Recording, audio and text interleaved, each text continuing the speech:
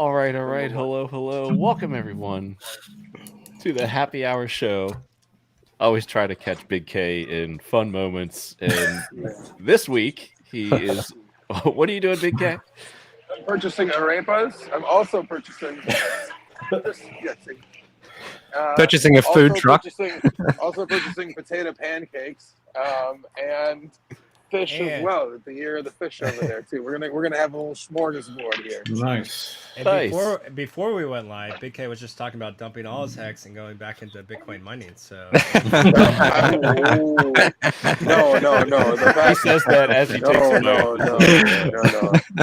The past 3 days of rebuilding the mines have been painful enough to remember why you left. I was like, what is all of this? Oh.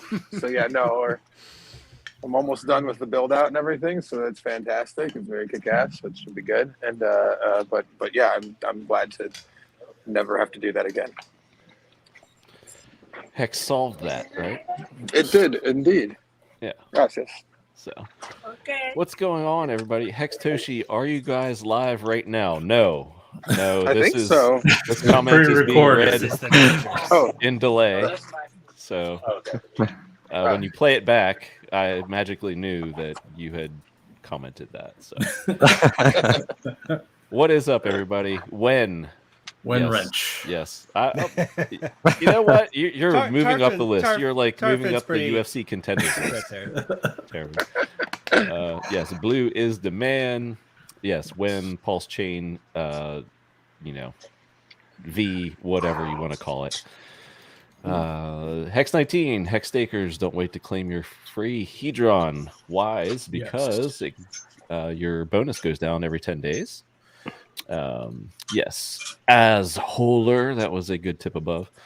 What's up, Dougie Peach, Mango Junkie, Stylist? What's going on, everybody? Someone met Bloo Bum in Vegas. Actually, a lot of people met Bloo Bum in Vegas, I bet. And there are plenty of pictures that we've had fun with in the past week or so. So I guess we could start there as we, welcome in everybody. I haven't talked to Motley about his Vegas experience. I have not talked to Bloo Bum about his. So I know, Motley, you were on stream the other night and you kind of gave a rundown. But for those that didn't know, can you give us the cliff notes of some of your highlights in Vegas? Let's see. Thursday was supposed to be the chill day when everyone got in. We got a nice penthouse at the Alara, which was super nice. But we went to Fremont. I think we ended up meeting up with Marco the Hexakin and Alfred, his buddy, and got really fucked up more than we intended on our first night. And I remember getting back, and I was actually pretty good the first couple days in Vegas. I woke up early. I was like, I'm going to go work out. No one else was up. So I was like, all right, I'll go work out by myself. Came back up, and then I went to go find Wendy's for tendies, and I went into his room, and I look in his bathroom, and I just see like brown streaks just all over his toilet. I was like, oh no. I go in there, I was like, bro, are you good? He's like, no, I'm not good. And he all over his bathroom last night, or the first night we were there. I was like, oh, this is gonna be a rough start to Vegas. So that was our first night, which was supposed to be chill. Second night, we rented a bunch of supercars and went to Red Rock Canyon. That was absolutely amazing. I got the 488 Spider Ferrari. That thing was amazing. I have really expensive taste because I love the fuck out of that car. We had a couple Lamborghinis, Rolls Royce, McLaren, and it was just a good time. I destroyed my drone too. So I was like getting a bunch of footage. And we're out in the desert, and so I'm just like ripping around, getting shots of the supercars. And like there was this one like little man-made structure that I like kind of forgot was there, and so I was just ripping it like 30-40 miles an hour with this with the drone back and forth, and I kind of forgot that was behind me, and so I like zinged it by all the cars, and all of a sudden I just hear whack, and I was just like, oh shit.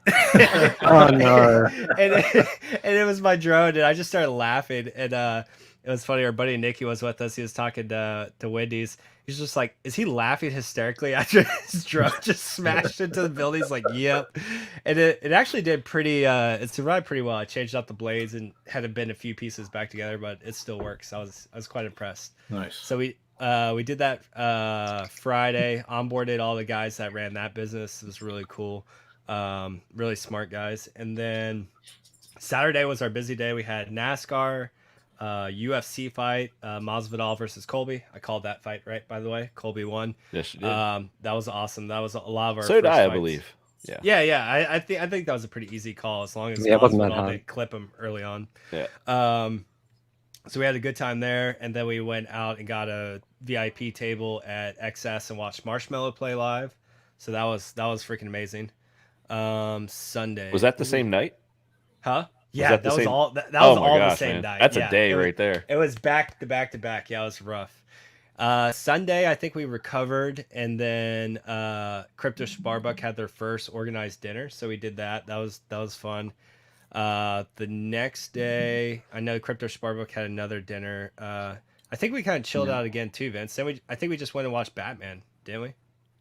Yeah. Oh, you guys did. You didn't go with us on that one? Yeah, I hung out with Jack and Jay Mills. Yeah, so Vince rugged us. He's supposed to stay at our hotel, and then never said anything until like last minute. He's like, "Oh yeah, by the way, guys, I got like an Airbnb." And I was just like, "Bruh." So Vince rugged us for part of the trip, but Soft rug. soft rug. So yeah, we saw Batman. Had another Crypto Sparbuck dinner. That was what was that, Monday? And then Yeah, one day. I don't know. I don't remember the rest of the day. So we just kept doing shit. It was fun. Maui Hexing would like to thank someone for singing happy birthday to him at the dinner on Sunday. Yeah, Sunday dinner. Was... Oh yeah. Wait. Oh yeah. Yeah, we all sang happy birthday. Do y'all remember singing? Yeah. I do. Yeah. Okay. I didn't have any alcohol, so I remember. Yeah, it wasn't that Oh, bad. that's right. Yeah. And I had no idea whose birthday it was. Just rolling with it. Yeah. Oh, we I guess the other things we did was like Freddie's like penthouse party that he threw at top of the Luxor. That was really awesome. And then Naga threw his mansion party the next day. So yeah, Vegas was just one nonstop celebration. Nice. And before we get to Bloo Bum, just I heard your quick take on how you like the experience because you've been to both events, and how you would like the next one to be, or what you think would be the best course of action. So how do you kind of like compare the two, and what would you like to see? What'd you learn? Like, you know, what's the optimal Vegas Hex event for Motley Investor? Yeah, exactly right. Because it's up to everyone's opinion. And I talked about Maddie about this. He was pretty receptive to it as well, right? So if you guys didn't go to the first one, it was very different than the second one. The first one was literally just group of Hexicans agreeing to meet up in Vegas. We had some events planned together. Freedom TV, T-Money, his brother Lewis, all helped to put these cool events together. We ran over cars with tanks. We shot guns. We rented out clubs. We went to dinners. We did karaoke. We went to a speakeasy bar. And it was just fun, right? And like, I can probably claim that I've been to more Hexican events than just about anyone else, because like I just make it my job now to go to as many as possible. and when we all get together, all we like to do is like hang out, socialize, have a good time, talk, build friendships, relationships, networks, and just have an awesome time. So like I think the structure for the first one was probably ideal, because not only do you get all that, but then you see a group of several hundred people all wearing Hex shirts, Hex merch, having a good time, doing all this stuff carefree, and it attracts eyes too, right? I remember the first year when I was in Vegas, and every time I was wearing a Hex shirt, someone would come up to me constantly like, "What is that logo? Like I've seen it all over Vegas. I've seen like all these events. Like what is, like everyone was just like, what is that? What is that?" Like a group of 300 people like took over Vegas. And so my objection, or at least my kind of like just objective criticism with this one, is just like, hey, maybe we don't do like a full conference style, because we did it virtually already, right? We did the virtual conference, and then we transitioned to Vegas, but we kind of just did the same thing again, except this time you're in Vegas, and it's cool to meet up and see everyone, but you're in a chair for 8 hours in Vegas. Like that's just not fun. Like you're gonna have a good time hanging out with everyone, but you want to go and do stuff in Vegas. You want to go and rip it in the dunes. You want to go shoot guns. You want to go to clubs. You want to go have amazing food. You want to have a great time. And when you do that too, you don't close off the outside as well, because like when we're all sitting in a conference room for 8 hours, no one sees us. No one sees us. No one sees us having a good time. No one sees the logo. No one sees the branding.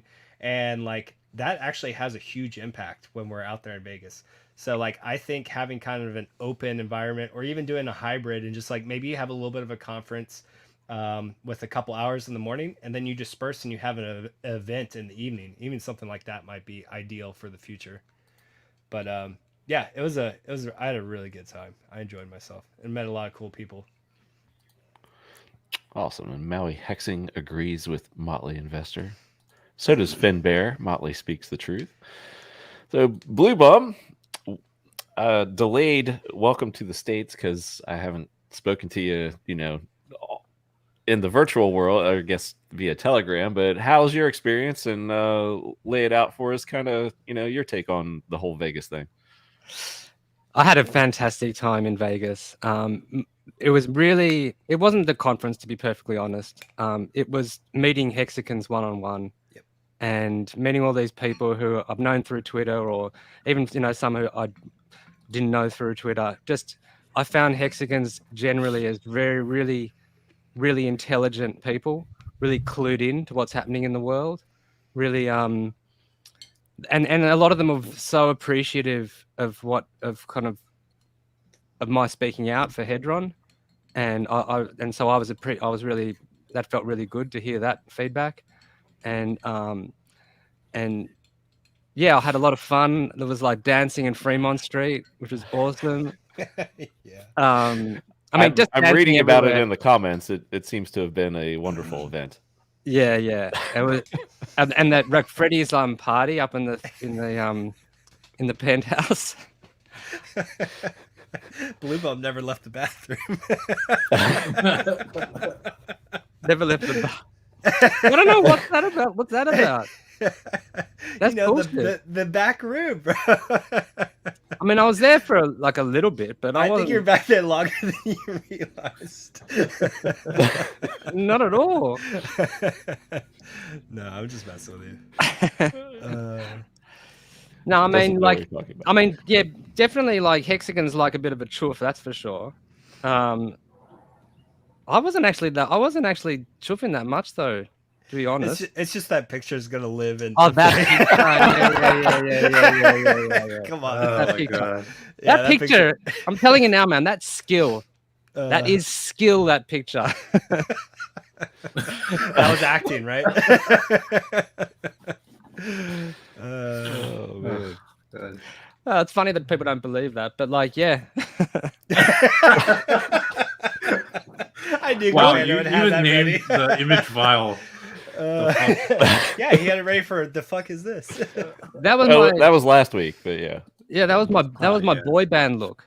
Because it was like, it just felt like a boy band picture. So I thought. Well, I mean, to be fair, like it did look like a boy band picture. So,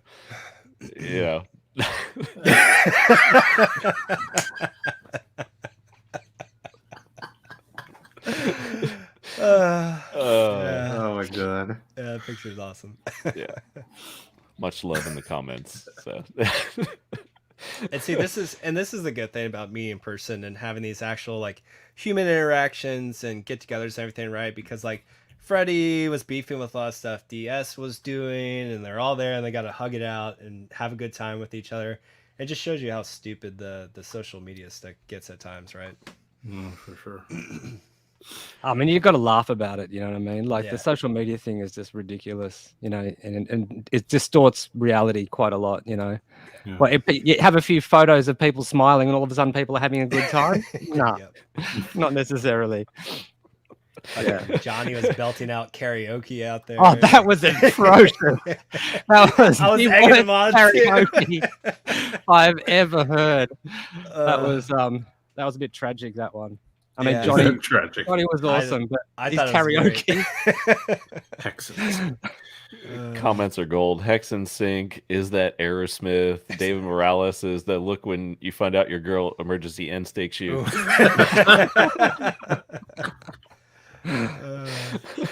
Oh man, good stuff. Yeah. So, Yeah, no, so for me, it was the partying. It was having conversations one-on-one with Hexicans in the bar. What's that? The Chandelier bar. That was too much fun, hey? And those Yeah, that drinks was a good time. The secret drink. yeah, secret drink, Yep. and like just chatting with people in depth about stuff. It was like, wow, it was a dream come true. Dancing to DJ Cryptomatic and Nagabo's party. That was a fantasy of mine come true. I did that in London, so I already had it marked off my bucket list, but I got to rehash it again. Yeah.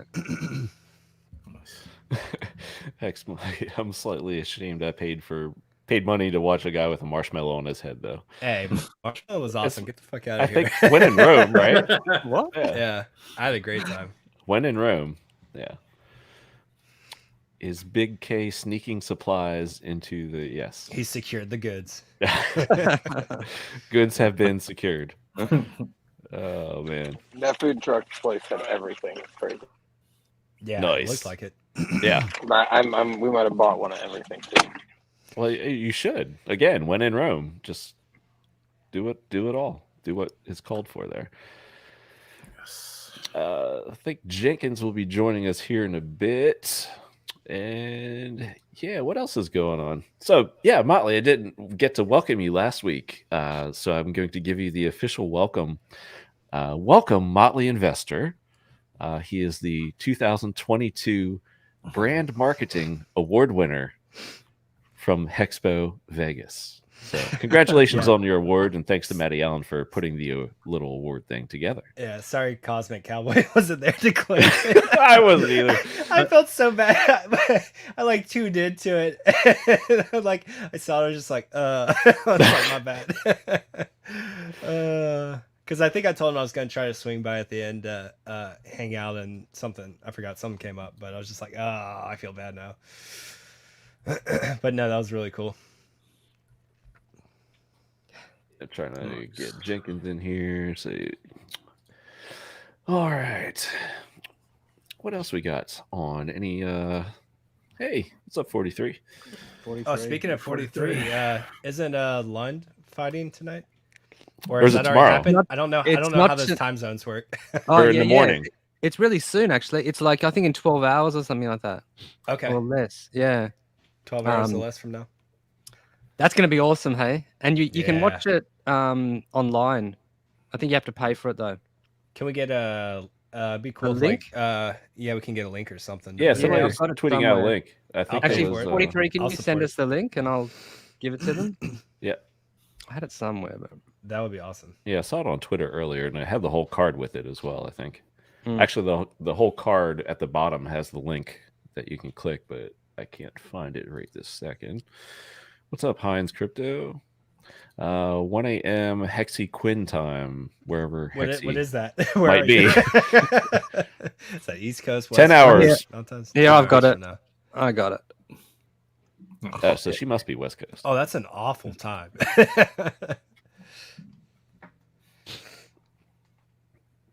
I'll wake up for it though, or I just won't go to sleep for it. Yo, Big K, what'd you do to your freaking finger? Did you hurt yourself on those miners? They bite back. See electrical You're tape damn on right that they sucker. did. Yeah, my finger messing with miners. Correct. Damn. Sharp edges. All Yep. good. Wasn't a big one. Just a little scratch. So 1 a.m.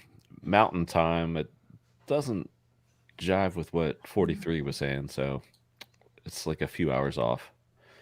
But Tell them we need a link too if you didn't throw a link. I chucked one in the private chat. yeah, Oh, I'm you trying checked to in there? Okay. see, but which event is it? Oh, is it the Rise It's- Championship? Yeah, the Rise. Yeah. Okay, let me see if I can get this up here. I So put it in yeah, chat. this is 3:30 in the morning. Thank you, Joe. That's awful. Is it that bad, is it? Although I've been up at that time for the past couple of days. I was trying to fix my sleep schedule tonight, though. Was the game plan? Well, what's one more night? this Yeah, one right here. one more night. One more night. Yeah. So it's this one right here. Go, and he's in the main event too. Yeah. So it's- yeah, Yeah. It's like, And we've got him for a few fights as well. Like, 3 think total, for- I believe. yeah, unless he has more in the year, I think, or something like that. That's crazy. awesome. If he does more than 3 fights in a year, that's pretty impressive. Mm. A big toll on your body if you get fucked up in a couple of those fights.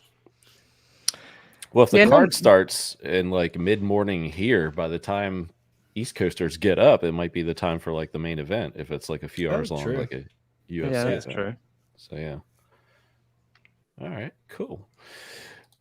Welcome in, Leroy Jenkins. What's going on, brother? We don't have audio. Unmute yourself. Or not. Can you hear me? Yeah, now we can hear you, bro. How you doing, man? What is good? A bunch of Hex Yo. legends. I'm about to stream with for the first time. Big K, Motley, Vince, Bloo Bum. We've been on Discord Syndicate a few times, our fair share, but this is pretty exciting. What's up, bro? Excited to formally meet you guys. Yeah, man. Glad Good to you're meet here, you too, brother. man. Oh, hang Welcome, on. welcome, welcome. My Yes, audio's gonna mess up. Chadron Jenkins. He wants to do 4 fights. Okay, awesome. Yikes. That's awesome. Well, that's His that's body quite a allows bit. it. Outstanding. All right, so now that everyone is here, shall we get the old introductory trivia out of the way? Uh-oh, here we go. I read a couple of Richard Hart tweets. All right. Well, hopefully we make it to that portion of the trivia. Oh, interesting. Oh, It's not always all Richard Hart tweets. A curveball.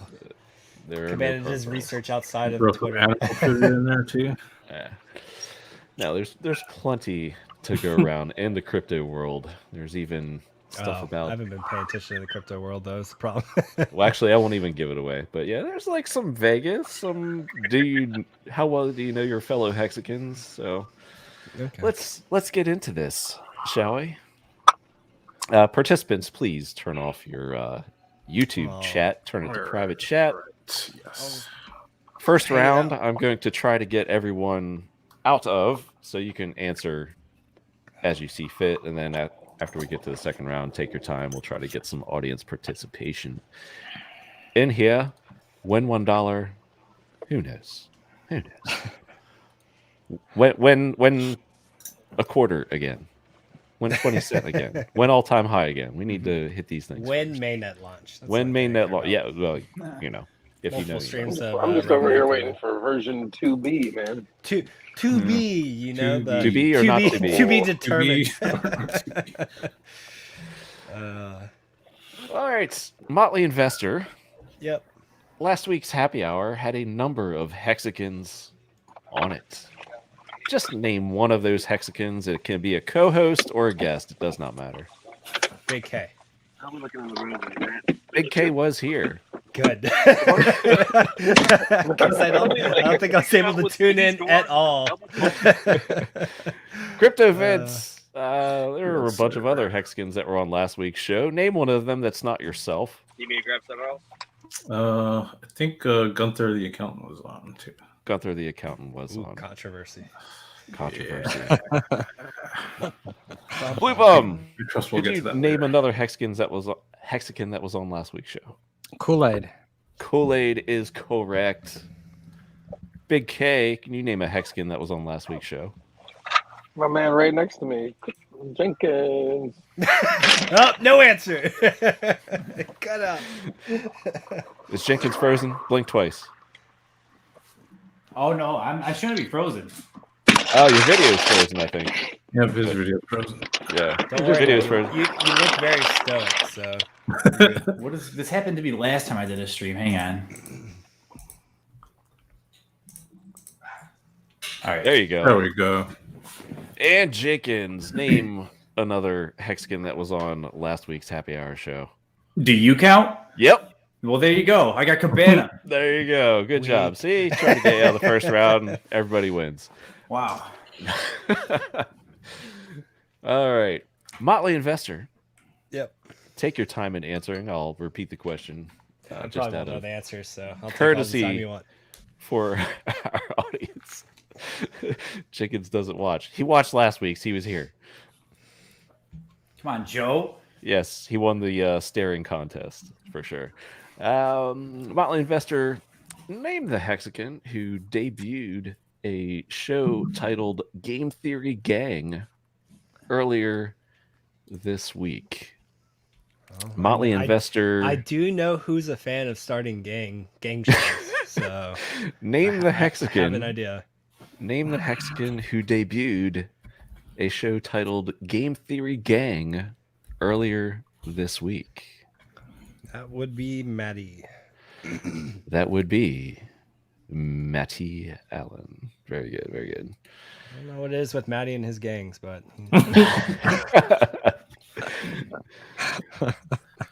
Crypto Vince. Yes, sir.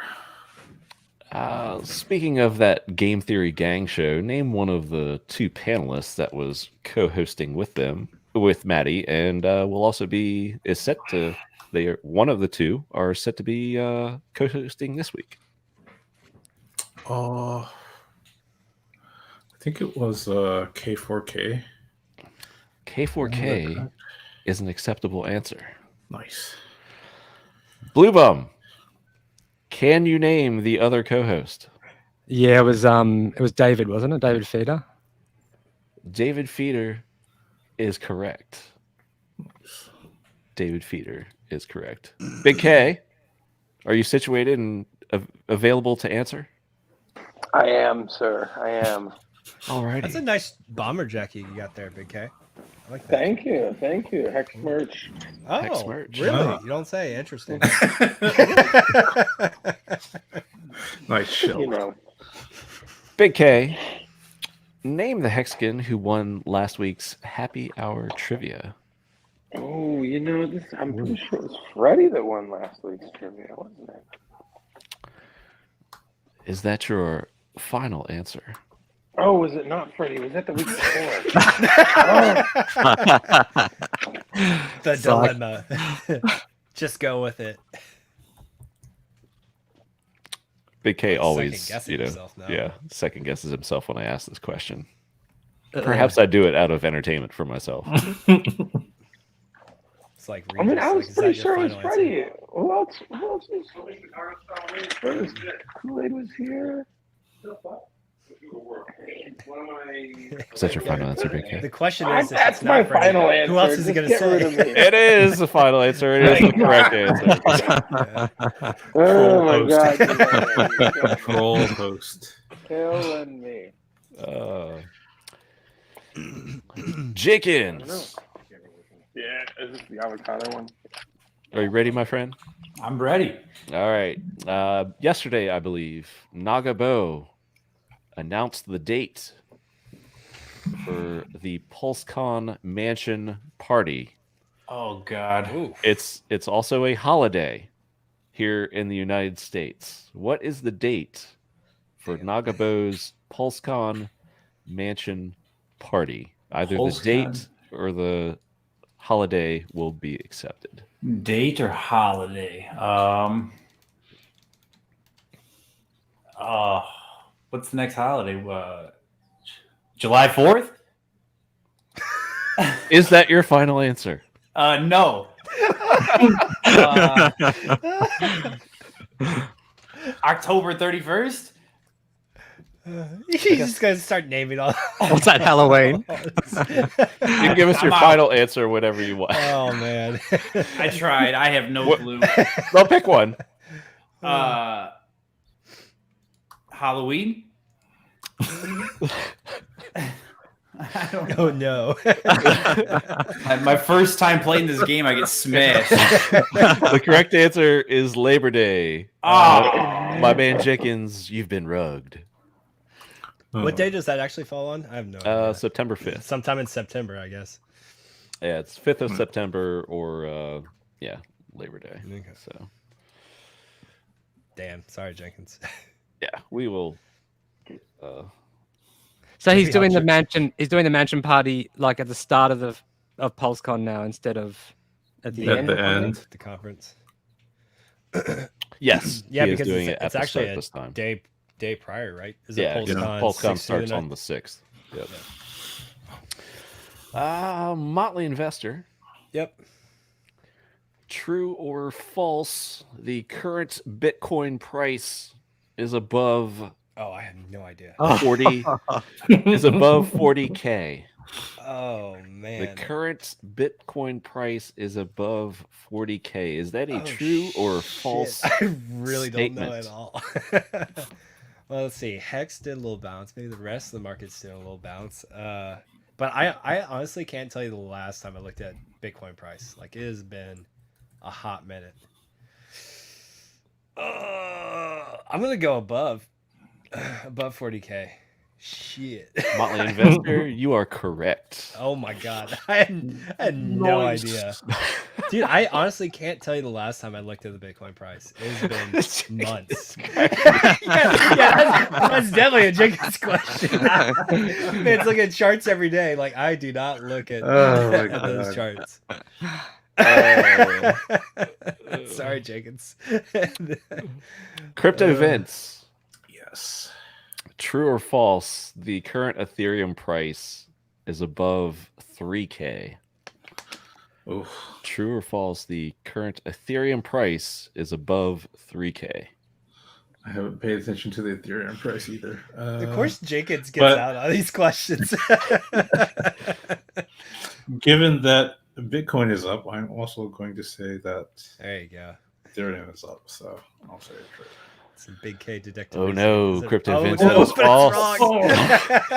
It's only in the 2900s. Crypto Vince. Oops. It is El False. El False. You've El been right. False. This is Elfine for you. All right, man. These numbers questions, I thought we. Yeah, this is brutal. Yeah. It's going quick. I did not. I had like a whole list prepared. All right. Well, hopefully you know your Richard Hart numbers. So here we go. Bloo Bum, true or false? Richard Hart has more than 190,000 followers on Twitter. True or false? Richard Hart has more than 190,000 followers on Twitter. I'll say true. The answer is true. Very good. Congratulations. Chat has not gotten it yet. Oh, there we go. Yep. Now they're coming in. And Big K. How about that YouTube? Yes, sir. True or false? Very good, Motley Investor. I know where you're going with this. You're predictable, sir. True or false? Richard Hart has more than 130,000 YouTube subscribers. Did he get his YouTube back? Yeah. He did. Oh, YouTube cool. is back, and with the original subscriber count, so that it left with. So, yes, I will ask again. True or false? Richard Hart has more than 130,000 followers on or subscribers on YouTube. I didn't think. These are very close numbers, too. Yeah, I was gonna say I don't know if he did or not. He does or not. Obviously, I haven't seen it in a minute here since I didn't know he got it back yet. I'm gonna go with false. Just underneath. The answer is Good job, false. Victor. Just Oh. underneath. Yeah. What is it? 128? Yeah, it's 128. I think it was like 127 when I Yeah. looked at it last, but yeah, it's 128 now. I just looked just to make Okay. sure. Awesome. You're predictable with your Richard Hart questions, Cabana. Oh yeah. Okay. I was like, I haven't been on Happy Hour in a while. I was like, let me actually do a little Richard Hart studying beforehand. All right. Difficulty gets raised a little bit. And see, this is where he fucks me over on the questions, guys, after I talk shit. I'm just going down the list here. You just happen to be next in line, Motley. Of course. Motley Investor, name the crypto co-founder who will be on the cover of an upcoming Time magazine.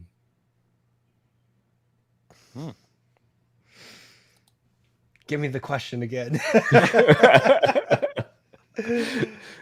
All right. I will read it one more time. Name the crypto co-founder who will be on the cover of an upcoming Time magazine? Co-founder. Hmm.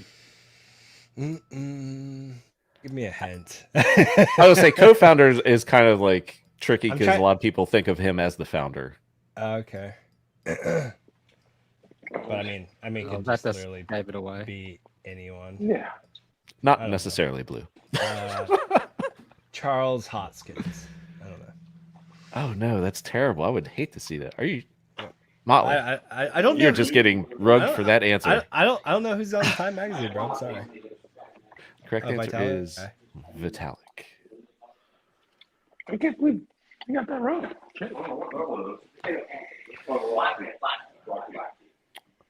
Blue Bum. Are we ready? Uh-huh. All right. Richard Hart's YouTube channel was banned last week, then reinstated this week. In the meantime, he did go ahead and sync with a platform to back up those videos. What platform is that? I'll give it one more read know it. to let the audience play. Oh, okay. Richard Hart's YouTube channel was banned last week, then reinstated. He then synced his videos to another platform. What is the name of that platform? Odyssey. Correct answer is Odyssey. I think it's also known as Library, formerly known, same thing. But yes, Odyssey. Odyssey. Good job, Chad. Good job. Classic rebrand. Yes, the rebrand. All right. Let's see. Big K. Earlier this week, Richard Hart tweeted, and this is to stay in. Earlier this week, Richard Hart tweeted, the vast majority of HEX liquidity is in blank and in people's wallets off-chain. This makes the Uniswap V2 chart less useful. What is blank? Earlier this week, the flashing gang symbols. Earlier this week, Richard Hart tweeted, the vast majority of HEX liquidity is in blank and in people's wallets off-chain. This makes the Uniswap V2 chart less useful. What is blank? That's V3, baby. V3. Excellent. Yeah, Good you job. know. Good job.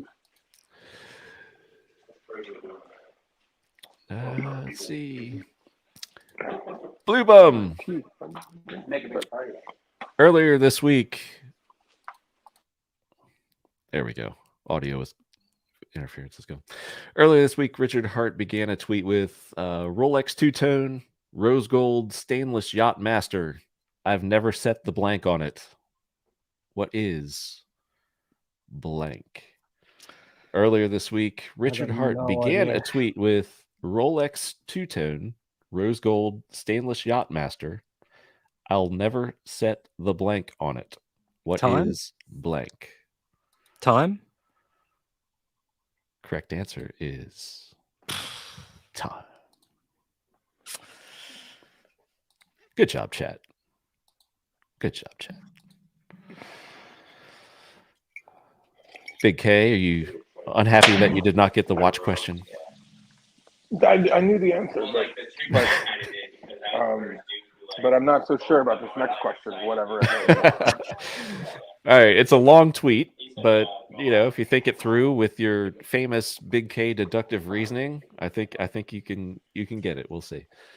Earlier this week, Richard Hart tweeted, I firmly believe that altcoin / HEX liquidity pairs are way cooler than altcoin / blank pairs. Firmly. Imagine if HEX was ripping faces off upwards and your alt was at the same time, you would have even less in permanent loss too. Seems like a win-win to me.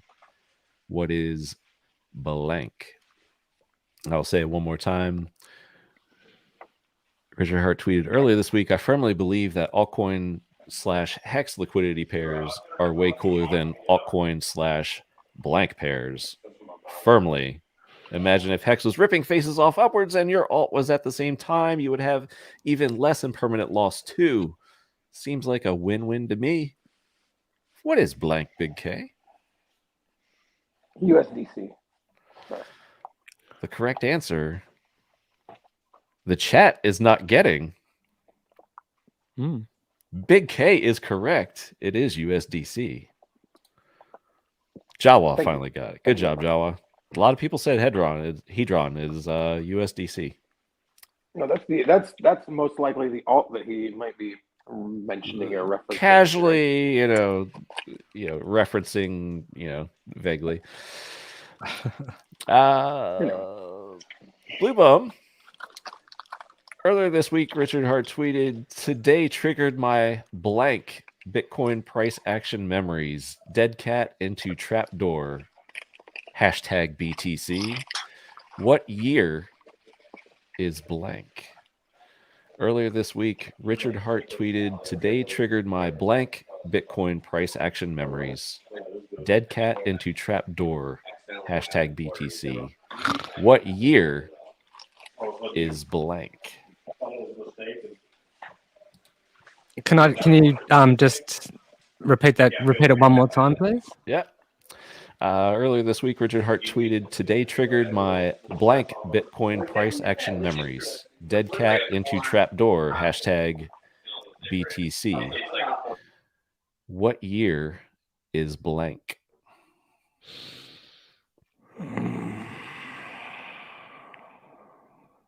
No, Joe Hexotic. It is not 1776. I'm gonna have to guess on this one. I'm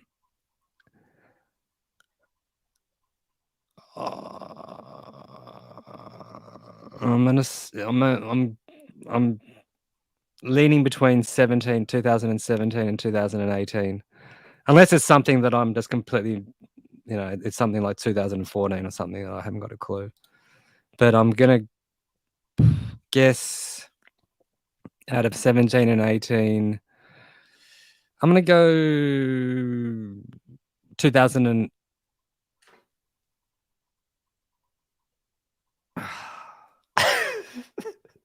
I'll go 2018. Should I say, is that your final answer? Hang on. 17, and it's like, I don't know if there would have been like time for that, because it was kind of crashed towards the end, didn't it? But I could be just completely way off anyway. And I could be messing with you just like I was Big K. So I'm gonna go to 18. 2018 is correct. Excellent Stick job. with your heart, man. Nice work. Excellent Don't job. let Cabana sway you with his.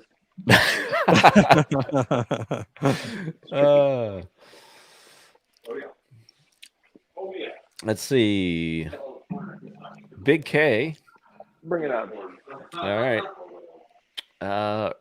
Earlier this week, referencing the hex.com diamond, Richard Hart tweeted, "Yes, it's paid for. It's probably going to get shipped directly to a blank. What is blank?" Earlier this week, Richard Hart, referencing the hex.com diamond, he tweeted, "Yes, it's paid for. It's probably going to get shipped directly to a blank. What is blank?"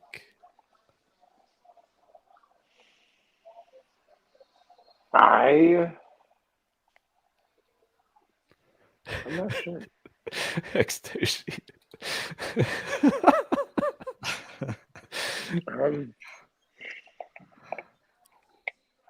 I have no idea, man.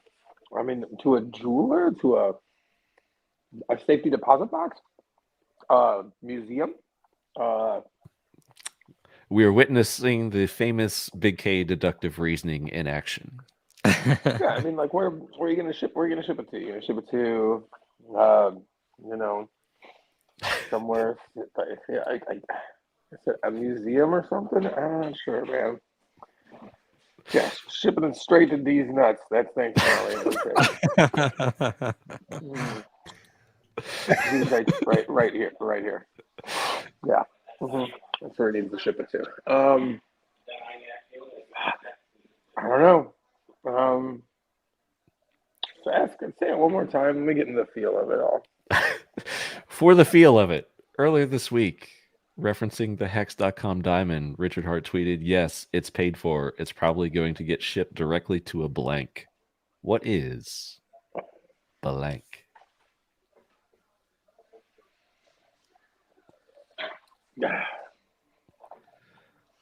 I don't know, man. I guess I'd say museum, but I have no idea. I have really no idea. Let's say a bank, maybe a bank, shipped to a bank or something. I have no idea. All right, get me out of here. Yeah, thanks, Molly. I appreciate it. Get me out of here.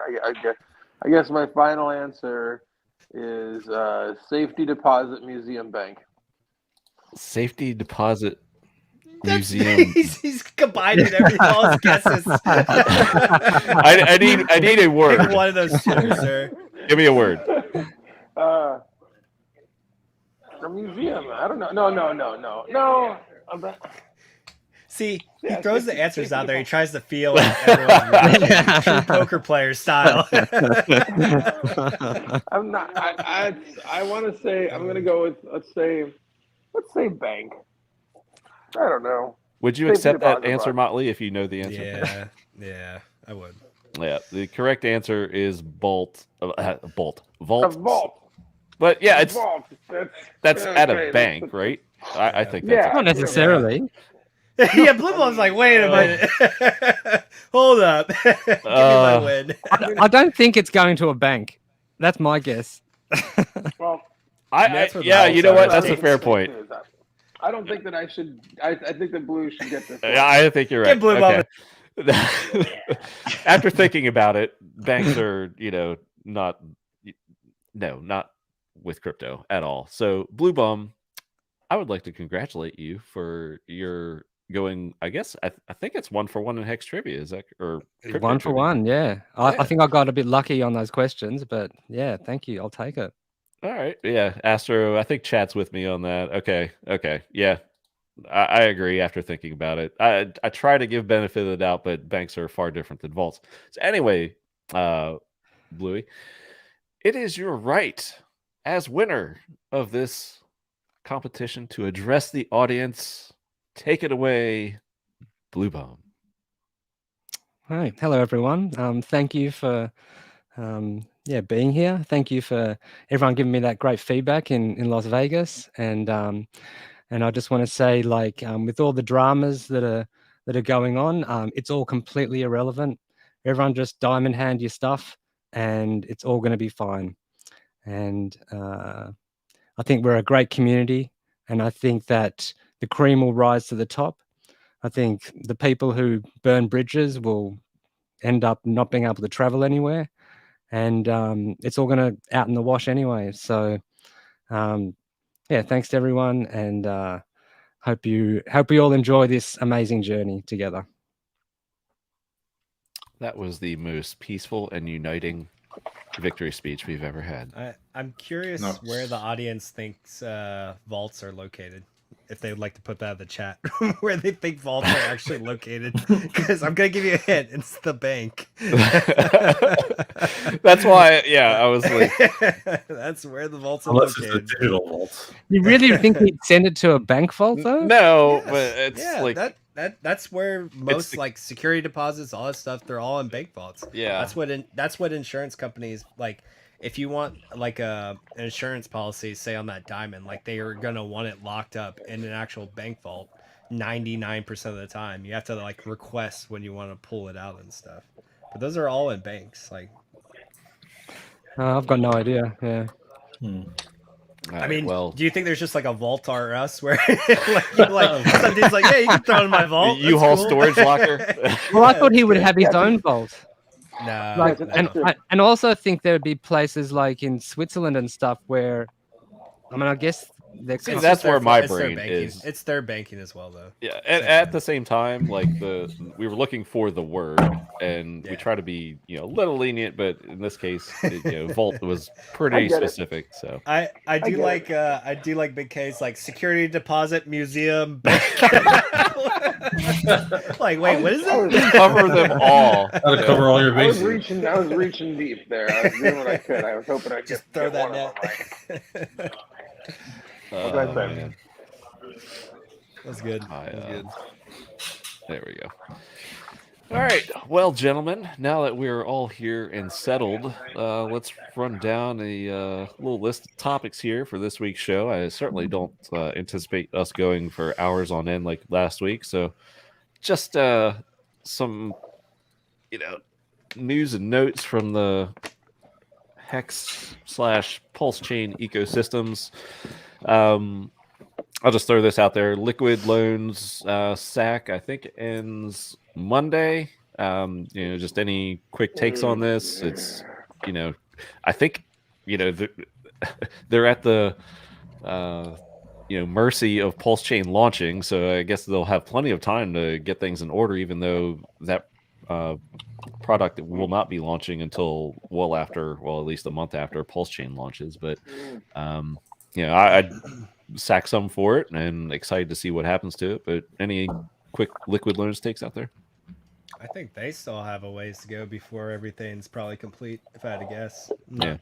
Obviously inside part of their team, but I think they still have a lot they're working on. So Yeah. I don't think they mind PulseChain not being released anytime soon at the moment. Agreed. Vince, any takes on LL? Yeah. Oh well. I mean, I sacked a little bit for it. I kind of agree with Molly. I think that PulseChain, not launching right away is probably better for them because they probably have some work to finish up. So yeah. And Bloo Bum, I know we'll get into Hedron in a little bit, but I haven't really listened to much liquid loans commentary from you. What's your take on it? I'm just not that interested in stable coins. I've never liked stable coins, and I avoid holding them at all costs. And so, like, the only times I've held a stable coin is when someone's wanting to be paid into a stable coin, and so I quickly put it in there and then pay them. So I'm not really. I haven't sacked for liquid loans, and it's just something that I don't see much of a value proposition in, I guess. And like I still think Hex and Hedron are just so much way better, and so yeah, I didn't really bother with it. And Big K, Yeah, take on the LL? I also did not sack for it, but I do not hold the same beliefs as Bloo Bum. I don't mind holding stable coins from time to time. I just I think they're doing some cool stuff. I hope them the best, but I also know that they have stuff to finish, and so yeah, I hope that it goes well for them. I'm excited for everything that's coming, but I personally did not sack. Gotcha. And Jenkins, you were on with Kool-Aid and I last week, and you were kind of getting into all the game theoriness and avenues of it. And I know you streamed with I think it was Matt from Liquid Loans. Just a day or two. So I listened to that. So have any takes on it after you said you were going to dive into it a little more? Do you have any further view on that? I mean, I like it. I think it's necessary for the whole ecosystem. I didn't sacrifice for it. I'm done with political statements. I just wait for everything to launch. That's kind of like where I'm at. But I think it's necessary, and I do like it. Yeah, I agree with that. I think that whether you're going to use the product or not doesn't mean it's not something that is an option that for someone to use at banks and or in the crypto marketplace. We need to have all of those options as well. So I think it's a good thing. Nice. All right, moving on. The talk du jour of the past, week or two. Hedron, I mean, where do we start with this thing? So we have, I guess, the bonus multiplier ticking down every 10 days or so. There's been so many interesting. I feel like my Hex timeline is half taken over with Hedron the past 2 weeks. Well, almost more than that, I guess, leading up to the launch. So I guess some of the biggest news is what is believed to be the OA tied the Hex liquidity to it. Takes on that, Motley, because I think a lot of commentary was, the OA is a fan of Hedron, so he, that's he or she did it because of that, and the other is, Or Hedron was talking a lot of, or there have been a lot y'all. of Hedronites talking a lot of smack, so the OA just did it to kind of quell the momentum. Conspiracy theories abound. What say you? Yeah, I mean, it got a lot more liquidity. All the USDC hex liquidity moved over. It looked like most of it went to Hedron hex, so that was interesting. Then we had those tweets. So I think it's quite clear that the OA made that move intentionally. As far as my take on Hedron, like, I mean, I've been pretty open with my stuff. Like, I sold most of mine, added to hex. To me, just hex is more important pre-fork, so I just used it to acquire more hex. And the way I see it moving in the future is, like, I mean, I have a proper staking ladder going out 15 years, so I'll just continuously remint my Hedron and build it back up. But I will say a good thing that Hedron's done is, like, I have a large stake coming out here shortly, and I mean, I'm going to send a very large chunk of that and continuously fill in my 15 and 10-year ladder just more heavily than maybe I would have, just because I want more money printers out there, right, with those high multipliers. And I know there's stuff like you can make an HSI stake and collateralize it later. I don't really have too much interest in collateralizing my stakes, so I probably won't do that. But I do like the idea of just having more money printers out longer in the future. So I think it's going to cause a lot more Quattro Cinco stakes, and I think we've already kind of seen that. So I really like that. Yes, Marco the Hexkin. I think the OA finally understood Hedron and realized it's a benefit for Hex. What do you think there, Crypto Events? Yeah, I agree. Yeah, definitely him the OA claiming and minting some Hedron, I think was a positive signal for the project, and I think it's definitely an overall benefit for the ecosystem. Yeah. And Bloo Bum, this is a protocol, if you will, or platform of particular interest to you. You know quite a bit about it. What is your take on, I guess, the liquidity pairing? And I think what was happening was that people were dumping their hex for Hedron. And because there wasn't a big pool of hex Hedron that was coming out in USDC. Yep. And what that was doing, the effect that was having was that the hex price was dropping in terms of USDC. And so what Richard did with his tweet, and also Alex was kind of telling people, was to move out of hex Hedron USDC and into hex Hedron, so that people could swap without affecting the price of hex too much. And that's what's worked. And I think as well, I think it's a really positive sign, because I think that what Richard was saying was that let those two be tied together at the hip, so that when either or pumps, they both pump. Obviously, it goes the opposite way as well, but I think we're at the bottom for both of them pretty much. And so I think the next, little bit of time is going to be that we're going to see a pretty massive pump at some stage. And I think that having both of them tied at the hip will send them both up.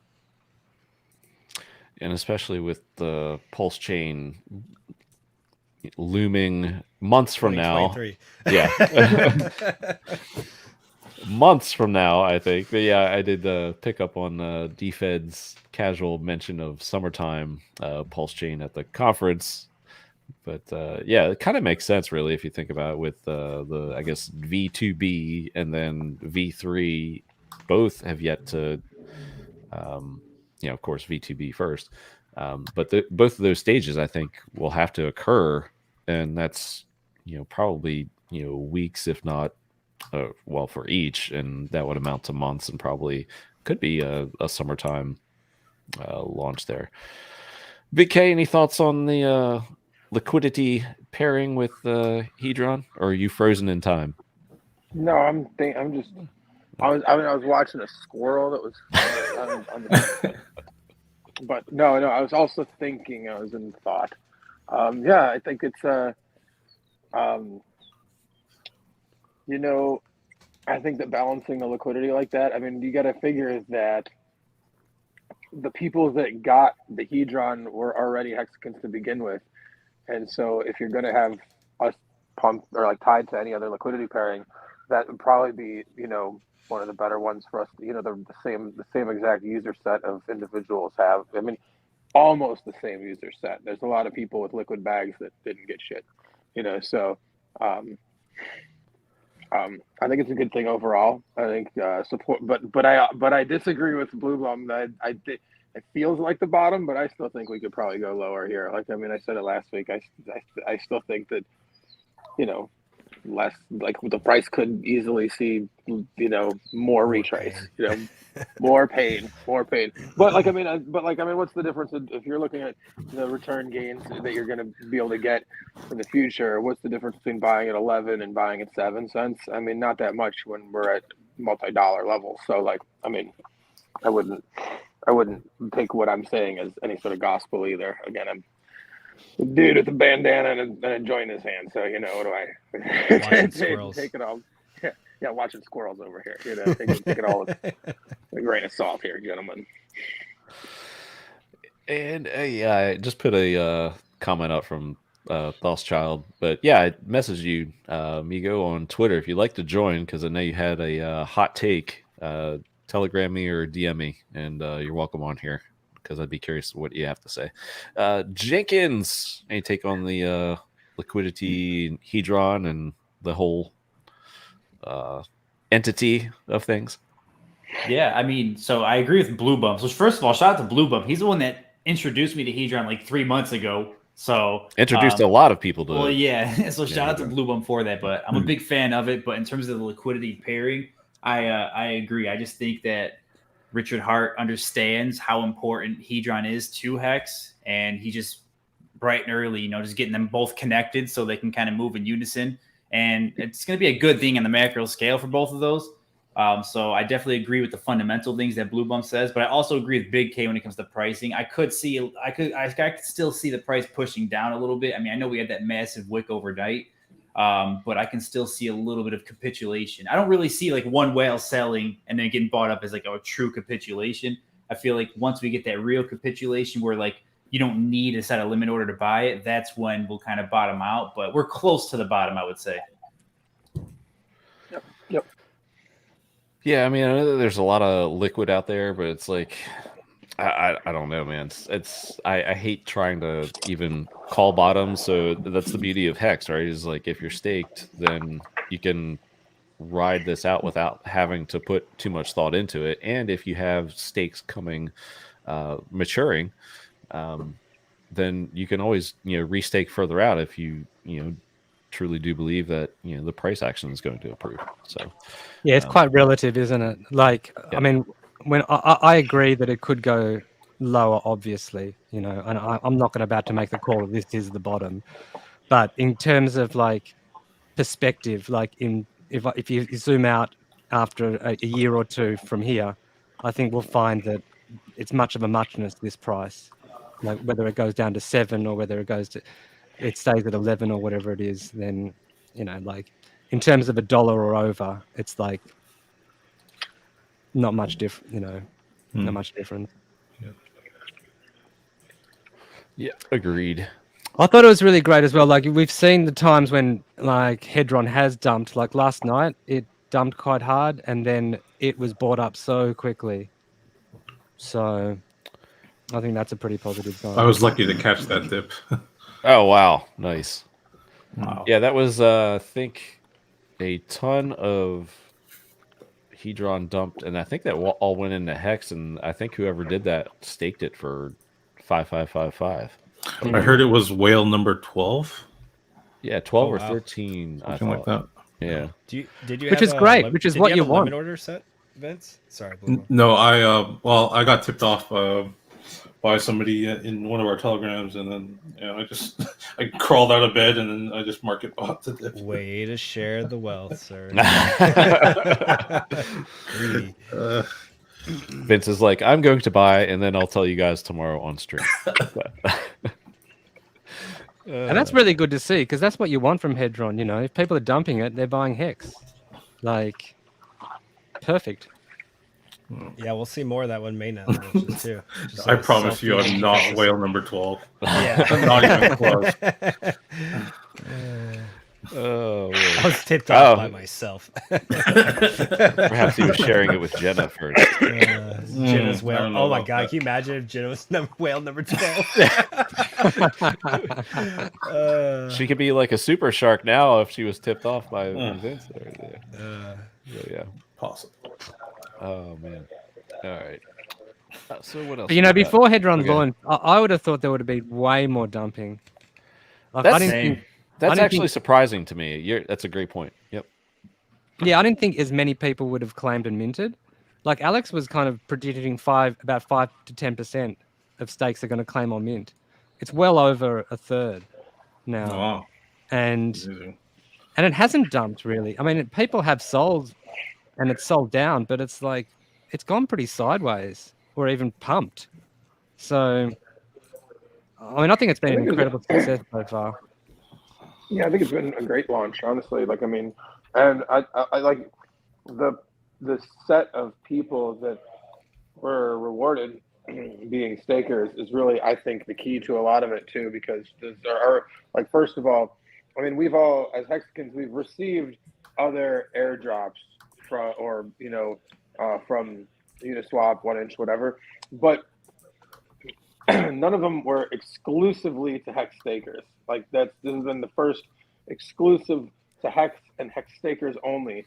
And like, not only does, like, is it to Hex, but because it's to Hex stakers, it's even a smaller subset, which, like, if you are somebody who's holding on to a bunch of liquid and you see this being the thing, you may also want to buy some more of that as well, you know, some of that because you didn't get in on it, you know. So, like, I think there's a lot of good game theory that's put into it to make, like, the right people rewarded who already have long time horizons, who already, I mean, there's probably a bunch of Hexikins who, you know, who don't get the Hedron that or even the big bonuses that they receive because they don't even know. And they won't even know because they're the kind of people that have staked for 5, 10, 15 years and are just like, whatever, I'll come back to it later. I mean, there's plenty of people that I've had to go out of my way to alert because that's their, I mean, most of the people that I onboard have long time horizons and are looking, like, are not paying attention to what's going on in the community day by day. So, like, it's just not in their scope, you know? So, I think it's, I mean, like, and like having that being a way of like the bonus,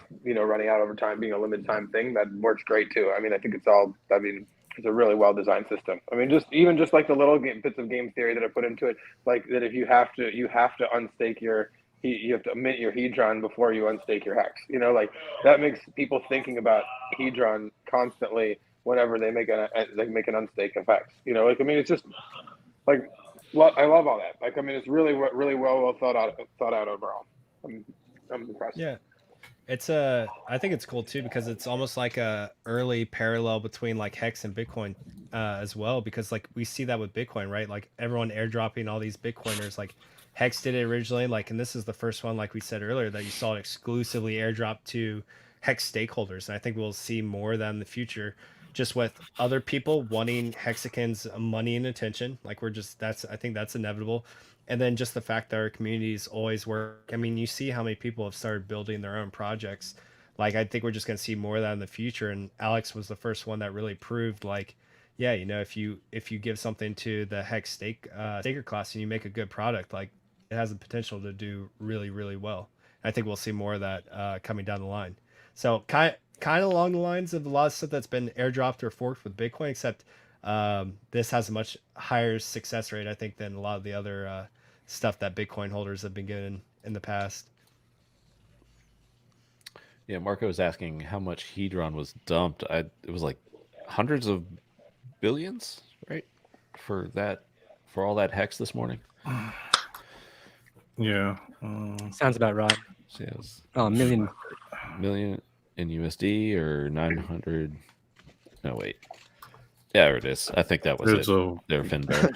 Hex whale bot tweet about that. Yeah, the answers are all over the place. But yeah, I think it was 350. That's the one I recall making the most sense. And yeah, now more people are chiming in with 350. So there you go, Marco.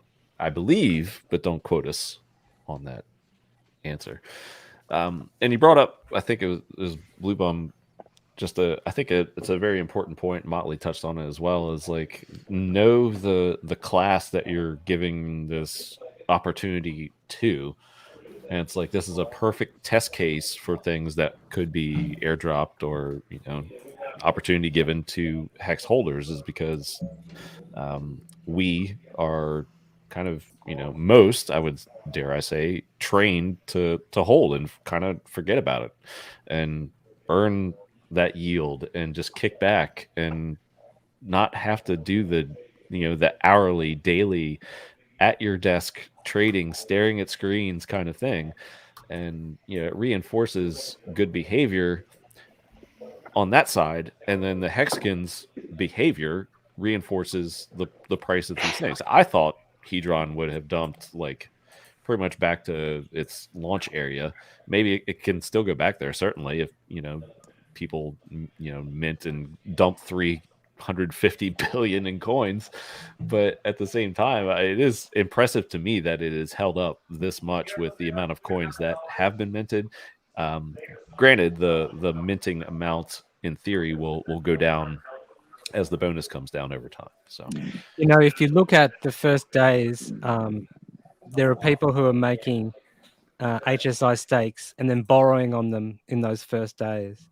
And so it looks like they will go into liquidation, or they're heading towards liquidation, like pretty much towards the end of this launch phase. And so there might be people also holding on to their Hedron to bid for those. I think it'll be interesting to see how much, and all of that gets burnt as well. So that's going to be like, as soon as the launch phase ends, those liquidations come into play and all of that Hedron gets burnt, and we see how much people are bidding for these hex stakes in Hedron. I think that's going to be super interesting. Yeah, that's like a whole nother level to this thing that has yet to even take place. Like we're within this, it is a launch phase. Like we're living through it right now, and we have, I don't know, 80 something days. Yeah. And then it takes to a new stage, and that's what makes this so exciting. So it's like, I don't know about buying up at especially some of those upper levels. Vince killed it with his order, supposedly. Good job, Vince. But yeah, I think down at those levels, I mean, if you put some bids in, like the old Johnny Chaos hex bids, right, when he was like doing like 1 Satoshi and just scooping up whatever people dumped to him, back in the hex launch, could be, not saying it will be, but could be the same kind of scenario here, to where maybe you don't want to miss such an opportunity to at least dip your toe in and have a piece of it. It's something that I think we'll certainly be talking about for the years to come. So that's kind of how I looked at PulseChain, I guess, in a sense, is like I wanted to be a part of that, and I definitely am far more bullish on PulseChain than I have been on most other projects, and my sack size in there speaks for that. So sack accordingly, friends. Well, Jenkins, with the heat, sorry, not to cut you off, but the heat, go for it. Just speaking of strictly price, that sell pressure is going to be, this is like the highest it'll probably ever be during this launch phase.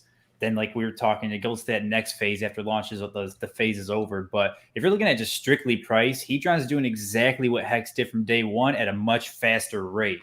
So for what that's worth, I don't know, but yeah, I wouldn't be too focused on the prices right now. Just kind of let this phase pass, accumulate, not financial advice. But if it does anything near what Hex did, I mean, this is all, we're just stupid early again, so the price is doing exactly what Hex did, though. So it's pretty cool to see.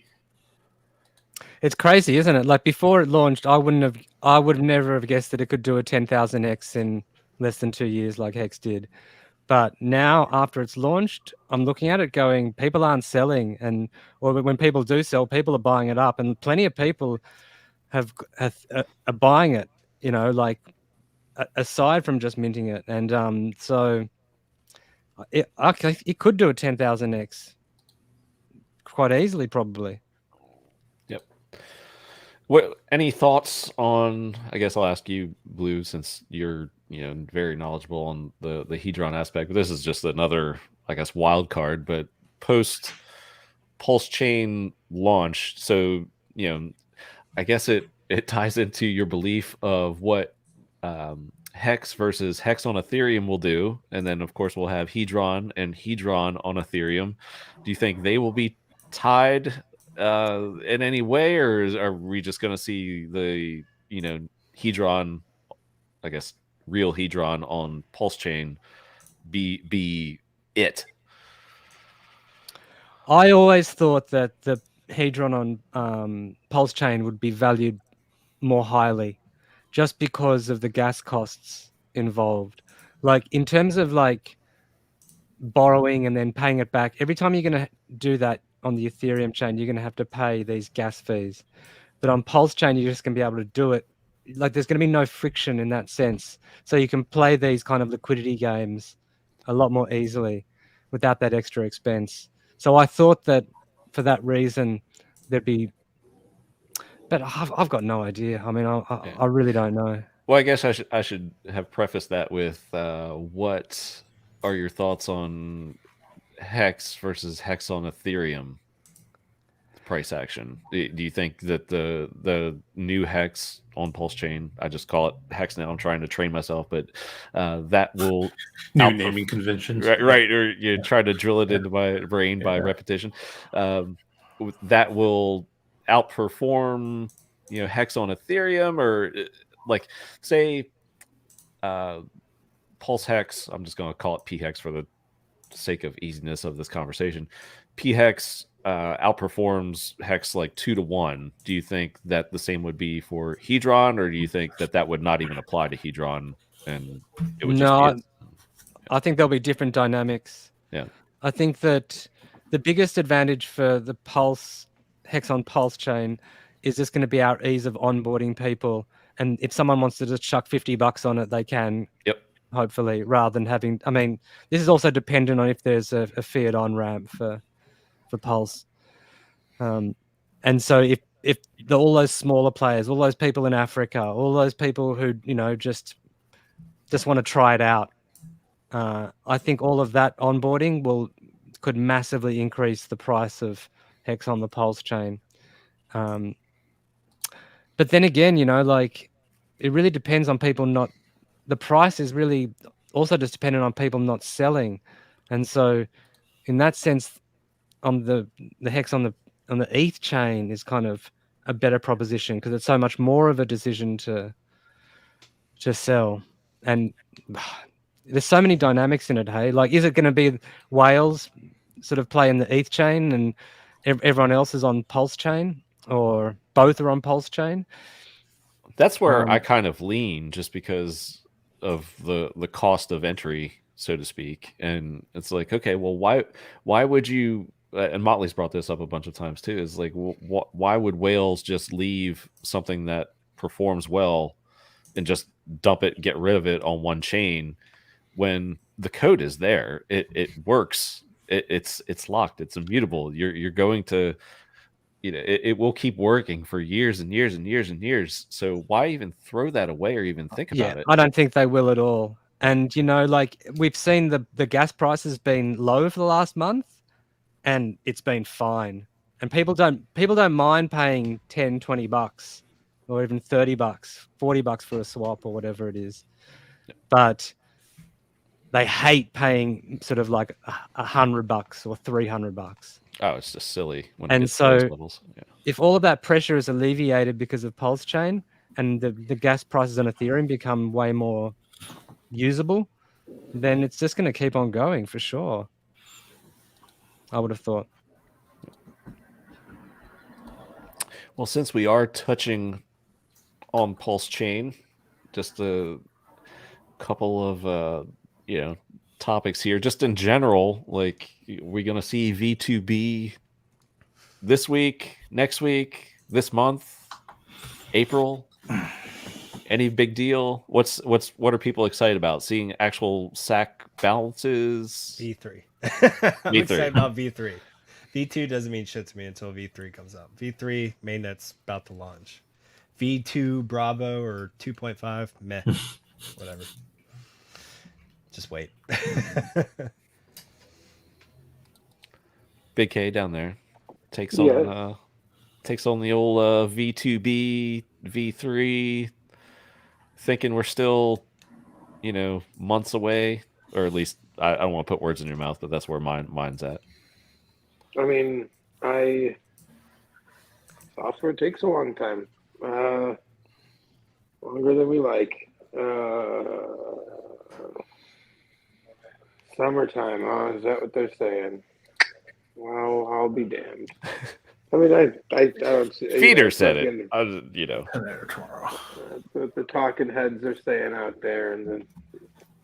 No, I mean, I don't know. I think that that's probably reasonable. Like, I mean, think about it. If you have V2, you have 2 different test nets to go through.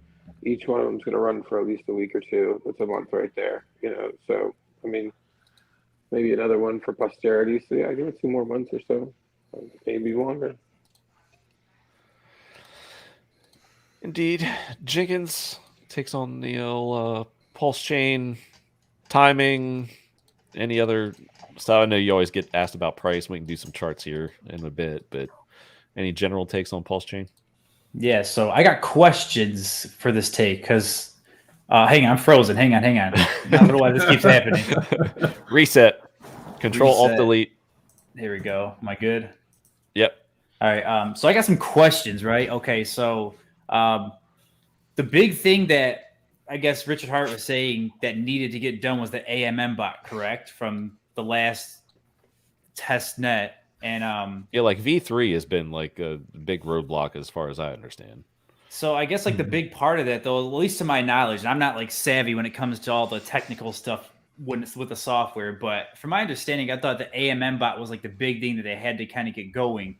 And someone shared this theory with me on Telegram. I can't remember his name, but it's made a lot of sense. But Richard Hart actually had a tweet. I don't know how, it was like within the last week when he said that Pulse Chain Testnet V2B was like in a couple days.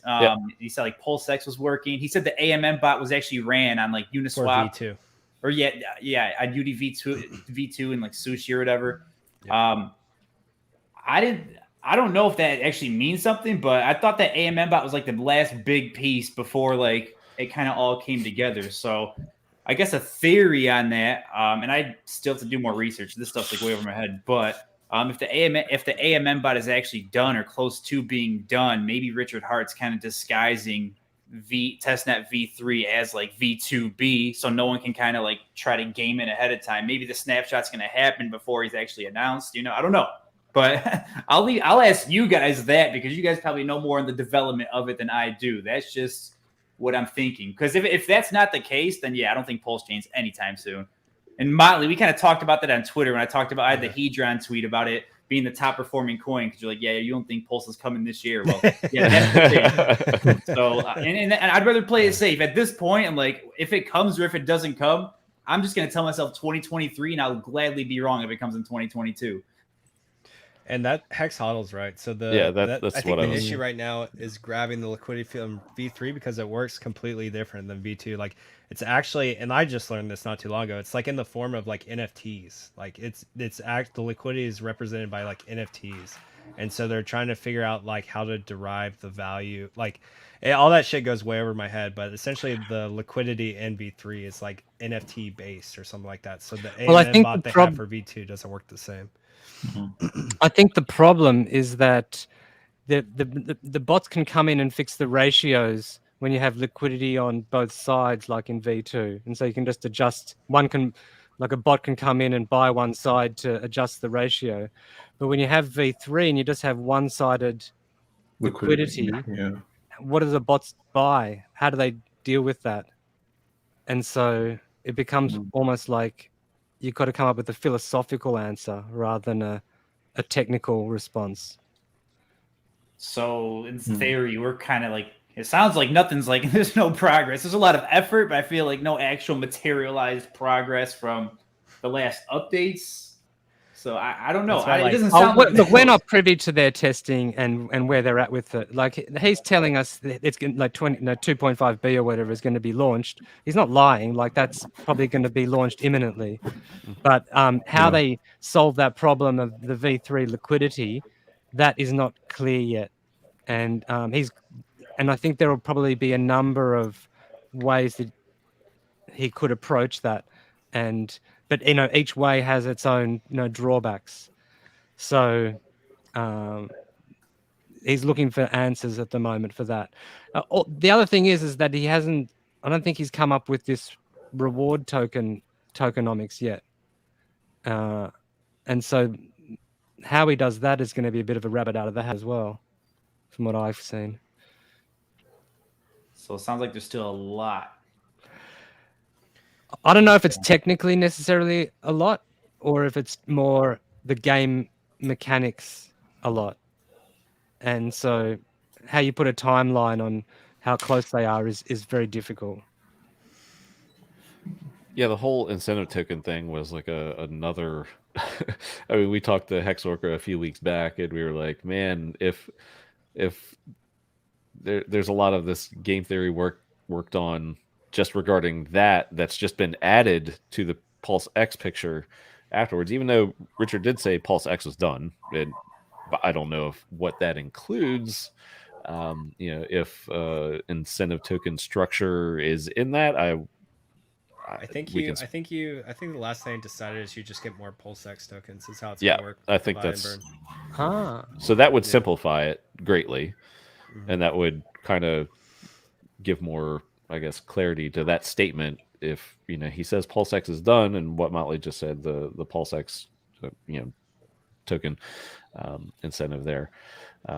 So then, does that mean the PulseX is not going to be deflationary? That it's an inflationary? No, so it's still. Last I saw, they still want to do a buy and burn, except part of the allocation, instead of getting burned, is going to get distributed to the people that have PulseX staked.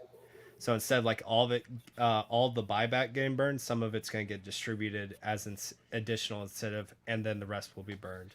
That's the last thing I saw in there. Yeah, but I thought that the like if you had liquidity in a pool, you got an extra incentive token on top of all of that, and that's. But this is single-sided staking with PulseX. This isn't the liquidity pool. Yeah, but my point is that they've done stuff with that, and that I kind of understand, but I think they still want to have given incentive token. Like they do, but not specifically for the PulseX single-sided staking. I don't believe. I don't know. I have to go. I'm like in and out of that chat, paying attention to it half the time.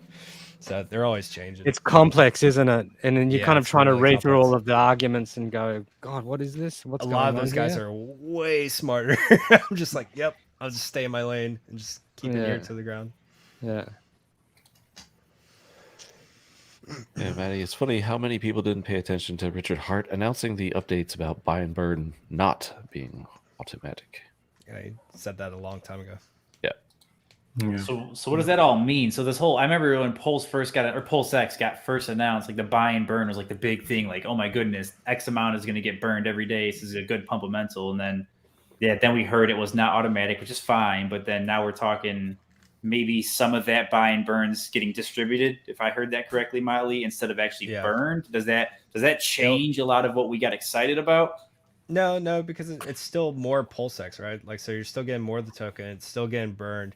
And then I think they talked about the features, so it's not automatic, right? But I think the last thing they were talking about was like it's kind of like a command function that can be called at any time by like anyone to kind of negate getting like sandwich attacked and like bots running on that shit.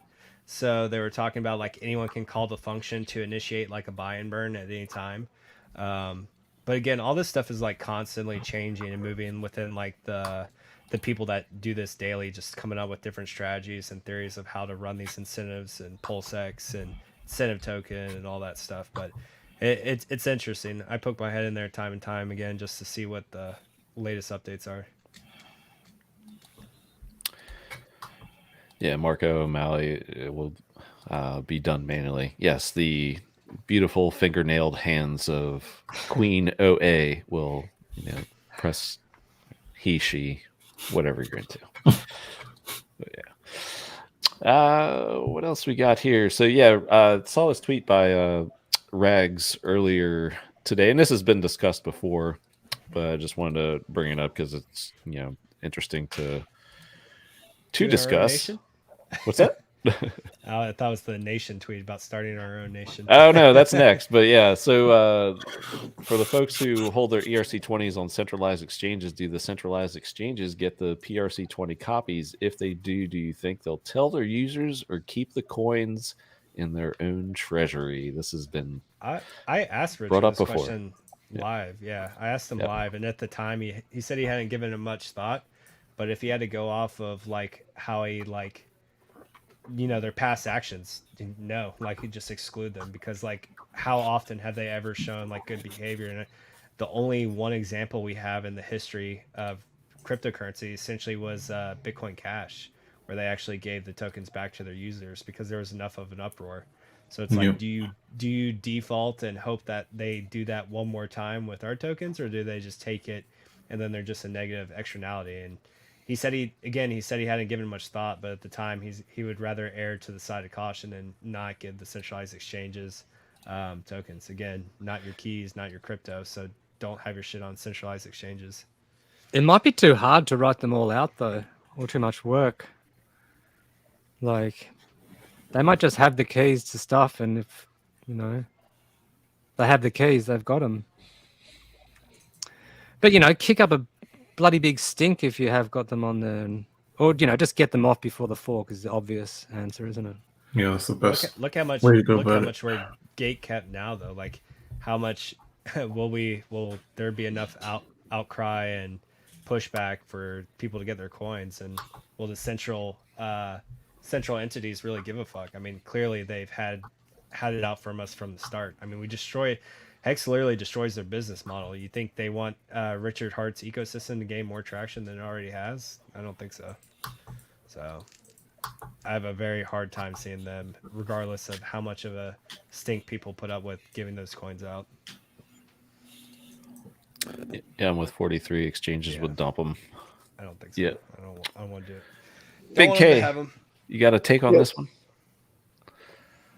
A hot take, if you will, from a food truck? No. No? No take on it. Okay. No. So, good stuff. Good stuff. I'm not, yeah. I mean, I'll let y'all continue to discuss. Sounds good, bro. Sounds good. Well, let's get into a point that Motley just brought up, which is this tweet by Richard. So we brought it up just a little bit last week. But how can I found a new country for technologists? I want to create a new nation. I know around 1,000 people who I think would move there within 2 years. So far, everyone else's attempts have fared poorly. Island versus seasteading versus buy influence, an existing small country, ? Hashtag Ethereum. Hope that drink is tasty, Big K. So Motley, you have a take on this one as you brought it up there a minute ago. Yeah, I'm down. I'm down for Hexaco. If Richard wants to be El Presidente, I'm here for it. Yeah, I'll I think. to it. Fuck it. Yeah, the tweet that you're mentioning that Rags did. I mean, he found it something in like North Sudan or something. I'm Yeah. like, no thanks. I will pass on that. Yeah, hey, but I mean, kudos to him to actually researching what it Yeah, takes yeah. to actually become Absolutely. your own nation. Like, that's the first step. Yeah, we It's need actually to like looking into it. find an island somewhere. I would think because you can buy those, right? Yeah. Yeah. But I mean someone brought up the point about islands. Just like islands are just hard because you need constant just refueling, reshipment, Yep. like shipping stuff in, Food. just the actual the whole structure Anything. of an island is very hard to maintain. Yeah. Yeah. Be pretty I fun want though, the wouldn't it? vaccine. It's gotta be tropical. Tropical, please, for sure. Well, yeah, that's There's- kind of how everyone thinks of Hexaco. I think. There's a lot of There's logistics. in some this weird one. people that like snow, bro. I don't know. There's a lot of numbers and things and logistics and politics. Politics. I don't know. I'm not really sure I'm not saying we're not ready for it, but I mean, how about V2B? Let's give it 5 years. How about we 5 get a years. V2B first? Yeah, right? Or Give actual V3, pulse we'll chain talk Yeah. would be nice. Can a brother just get a V2B? Yeah, man. Little V2B. No, I mean, and then there's all the other funny things that I always think about. Cults and/or Lord of the Fliesy style stuff that, like, just I don't know how much. I mean, it's. I don't want to do the island thing with people, like 1,000 people trying to create a Big community. K I said could stay off definitely. my lawn. I mean, I'm not opposed to doing I'm not opposed. I mean, my wife and kids probably are. Yeah, there's a lot of ins and outs to this one. It's much to unpack. Like I said, let's get a V2B first. We'll talk after mainnet. Yeah, day 43. I will need people I can hire, so existing small country would be perfect just by influence. Until they riot and drag your ass out of the pearly gates. It's not so pleasant anymore. Oh man. Let's see where we at here. Yeah, Archie, let's get PulseChain out and then we can see down the road. While the source, we should grow our own food and only export tech stuff just because we need to compile. Yeah. All right. What else we got? Yes, another fun one. Let's bring up this thing here. And where did it go? Oh, I deleted it. That's why. That doesn't help. But the old Richard Hart, you want to build an Ethereum wallet? Join me. 175K to $250,000 a year salary, remote only. Go.js, vu.js, or React, likely ethers.js based. So I don't think we had your take on this one, Motley, last week, but forking of MetaMask, who has yet to give you that juicy airdrop that you so desire. but just in terms of that he set up like 200 wallets for. It's only 100, sir. No, my bad. I stopped a while ago. But just, I guess, general thoughts on this, because this is he's already said this is like well after PulseChain. Yeah. The first mission is PulseChain, but after the fact, I think this came about because of MetaMask's selective blocking of users in Venezuela. Sure, I think maybe Iran. So this is like a whole nother undertaking. So yeah, definitely after PulseChain. But just in terms of, I guess another reason I brought this up to you is he also mentioned the possibility of yet another token. So what say you on that? Well, I mean, we'll have mainnet by then, so hopefully everyone's doing well, everyone's pumping, enjoying life, and at that point, maybe we just relish in another Richard Hart sacrifice, right? Like, I mean, I think once mainnet goes live, everyone that sacrifice, I mean, again, we have no idea what price is going to do, but I mean, you could see 5-10x's right out from the gate. So, like, I mean, people are going to be avid at that point for Richard Hart products, right? Like, Hex has gone through everything, proven to be a success. Mainnet goes live, and it's ends up being successful. Anything Richard does after that, I think you really start to be hard pressed for it not to be mainstream news in cryptocurrency. Like, especially if we launch in a bear and there's nothing else for all these plebs to talk about, like Ivan on Tech, BitBoy, and everything, and you just have this whole new ecosystem rocketing, like, and then Richard Hart announces another sacrifice. Like, it could be randomly about anything. Sure, wallet coin. All right. Everyone's got a sacrifice for it. You can see a larger sacrifice for the wallet token than you saw for PulseChain or PulseX, just because at that point the virality might be that crazy. Yeah, it honestly might. I see where you're going with it. I mean, I have a hard time fathoming it right now, but we'll see. We don't have a V2 Bravo out yet, so this all comes with time, right? But I mean, this was always on the roadmap. And again, it's not super important, but I think it just goes with everything that Richard wants to do at this point. fuck it, we're just going vertically integrated. And I mean, if you're going to build your own ecosystem, might as well have your own wallet too. Yeah. And while I got you on here, Super Greens 28, we're so down now. Staker app should do an airdrop to Hexagons. They will. So that was hinted. Steph and hinted at that. It's been hinting at that for a while. yes. So And what kind of if you haven't done a functionality would occur with that? Staker app, you might want to. Yeah.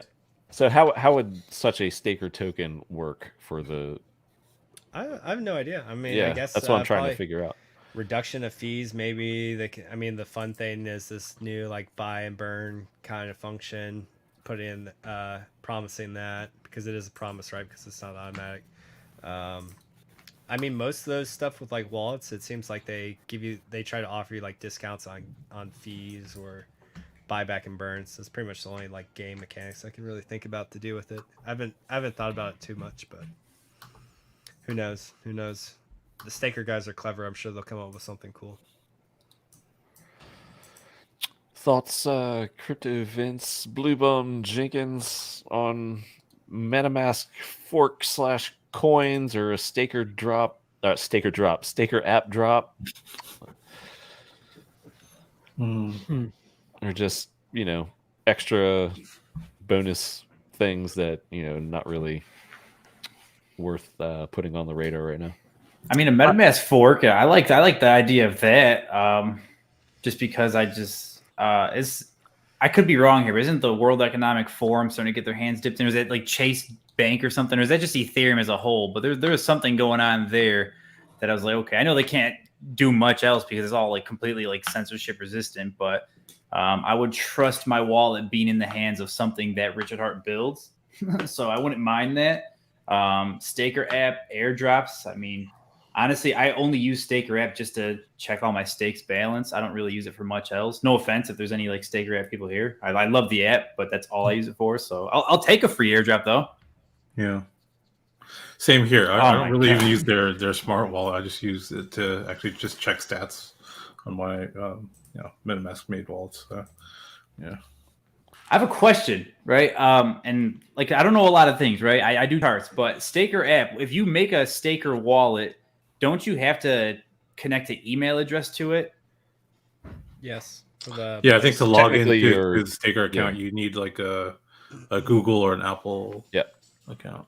Isn't it like against what we're trying to do with being not seen or not doxxed? Especially if it's Google or Apple, right? Those are massive corporations that probably we already know they breach our privacy. So that was one thing that worried me. I'm not sure that's a risk of anything, but I think I tried that like a year ago. I saw the email address thing and I was like, nah.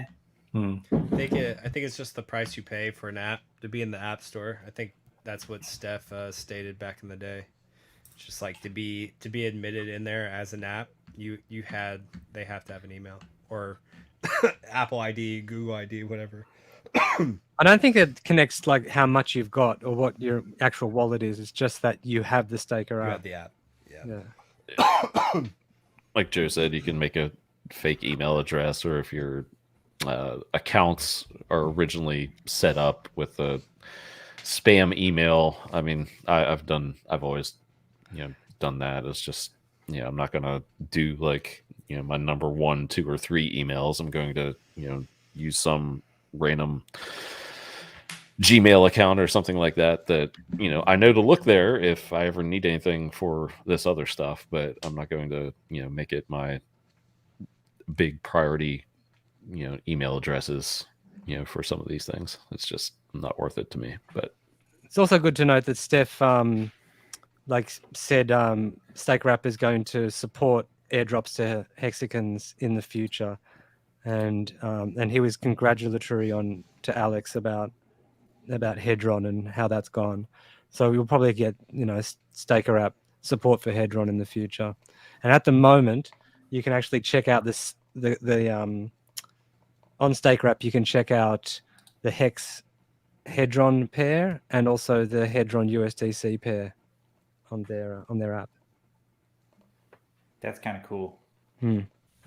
Yeah, I've yet to update, so that is cool news. And if you want to do it on your computer, you can go to dex.vision, and it can have those 2 pairs on it as well. What's up, Toby1? What's up, Chris Psychdefix? You know, in terms of MetaMask, I would love to see, if he does make a new wallet, to see support for people who have the Brave crypto wallet. And at the moment, those private seeds can't be, they can only be, well, the words can only be put into the Brave crypto wallet in order to get the private keys. And those words won't work on MetaMask. So it'd be awesome to be, because they use something other than BIP39. Yeah, it's its It'd own entity. Yeah. Yeah, so it'd be fantastic to give Brave Crypto Wallet people another option to put their seeds, you know, in a different wallet. That'd be awesome. I just want the airdrop from MetaMask at this point. That'd be nice. Pre-fork. You've been waiting. You deserve it, Bobby. You've been waiting. Yeah, and I'm not gonna hold. I'm not gonna hold it. I don't care if it does the 30x, whatever. I'll hold like a very, very teeny portion, but I'm dumping all that shit. You're going dumping into it. Hex. Yep, going into Hex, baby. Yeah, Long, it's hard to know long, what kind of long waited. tokenomics like a wallet app is going to have that's going to Yeah. really induce people to hold, is it? Like The value goes up. That's true. Just as people Yeah. speculate. Yeah. Largest Ethereum ERC20 wallet, like people speculate on that coin for, even if it has 0 pumpamentals, they don't care. Yeah, probably true. Yeah, the beach whale. Richard has not talked highly of Brave browser. Yeah, but I think Blue Bum was just kind of referring to its own wallet. So I mean, if you have coins on there, wouldn't it be nice to not have to operate within that own system? If you want to use Firefox or Safari or Chrome or whatever other What browser. you can do is get the literal private key, not the words, the actual private key, and you can put them into a MetaMask. But that's pretty dangerous. Well, not. It's a certain amount of risk. Depends if your device is already compromised. Like logger, yeah. Yep. Yeah. What's up, chat? Got some late entries. So what else we got here? I went back up. You guys are chatting a little bit. Sofane Zaruk. I'm sorry if I butchered that name, but yes, you're one of many who has asked for the Jenkins charts. Sir Jenkins, do you have like what? Do you have charts handy and ready to go through a few before we close out here in a little bit? Is that a trick question? No, it is I got not. the charts. Is that Come your on, final man. answer? Little redundant. Yeah. Do I have a chart? I don't know. Do I?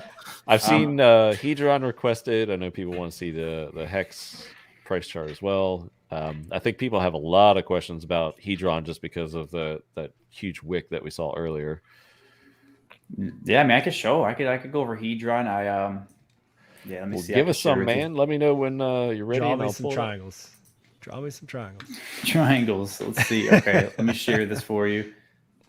By the way, Blue Bum, thank you for the Dex.Vision Hex Hedron chart. I didn't know I could find that there, so that's another one I can look at every day now. So Nice. Thank you for that. It's an interesting chart, that one, isn't it? It is. I just noticed something on there too I can point out, but I'll talk about Hedron first real quick. Here we go. Can you see my chart? Let me know when I'm good. You good, man? So first thing I want to bring up real quick is I talked about the Hex and Hedron price being so similar. So I want to just point something out. So I have a Fibonacci on here, right? And then I'm going to share this tab. Share this tab. Do you guys see me switching tabs or charts? Yep. Yeah, you're good. Okay, yeah. So the Fibonacci and the Hex price chart, right?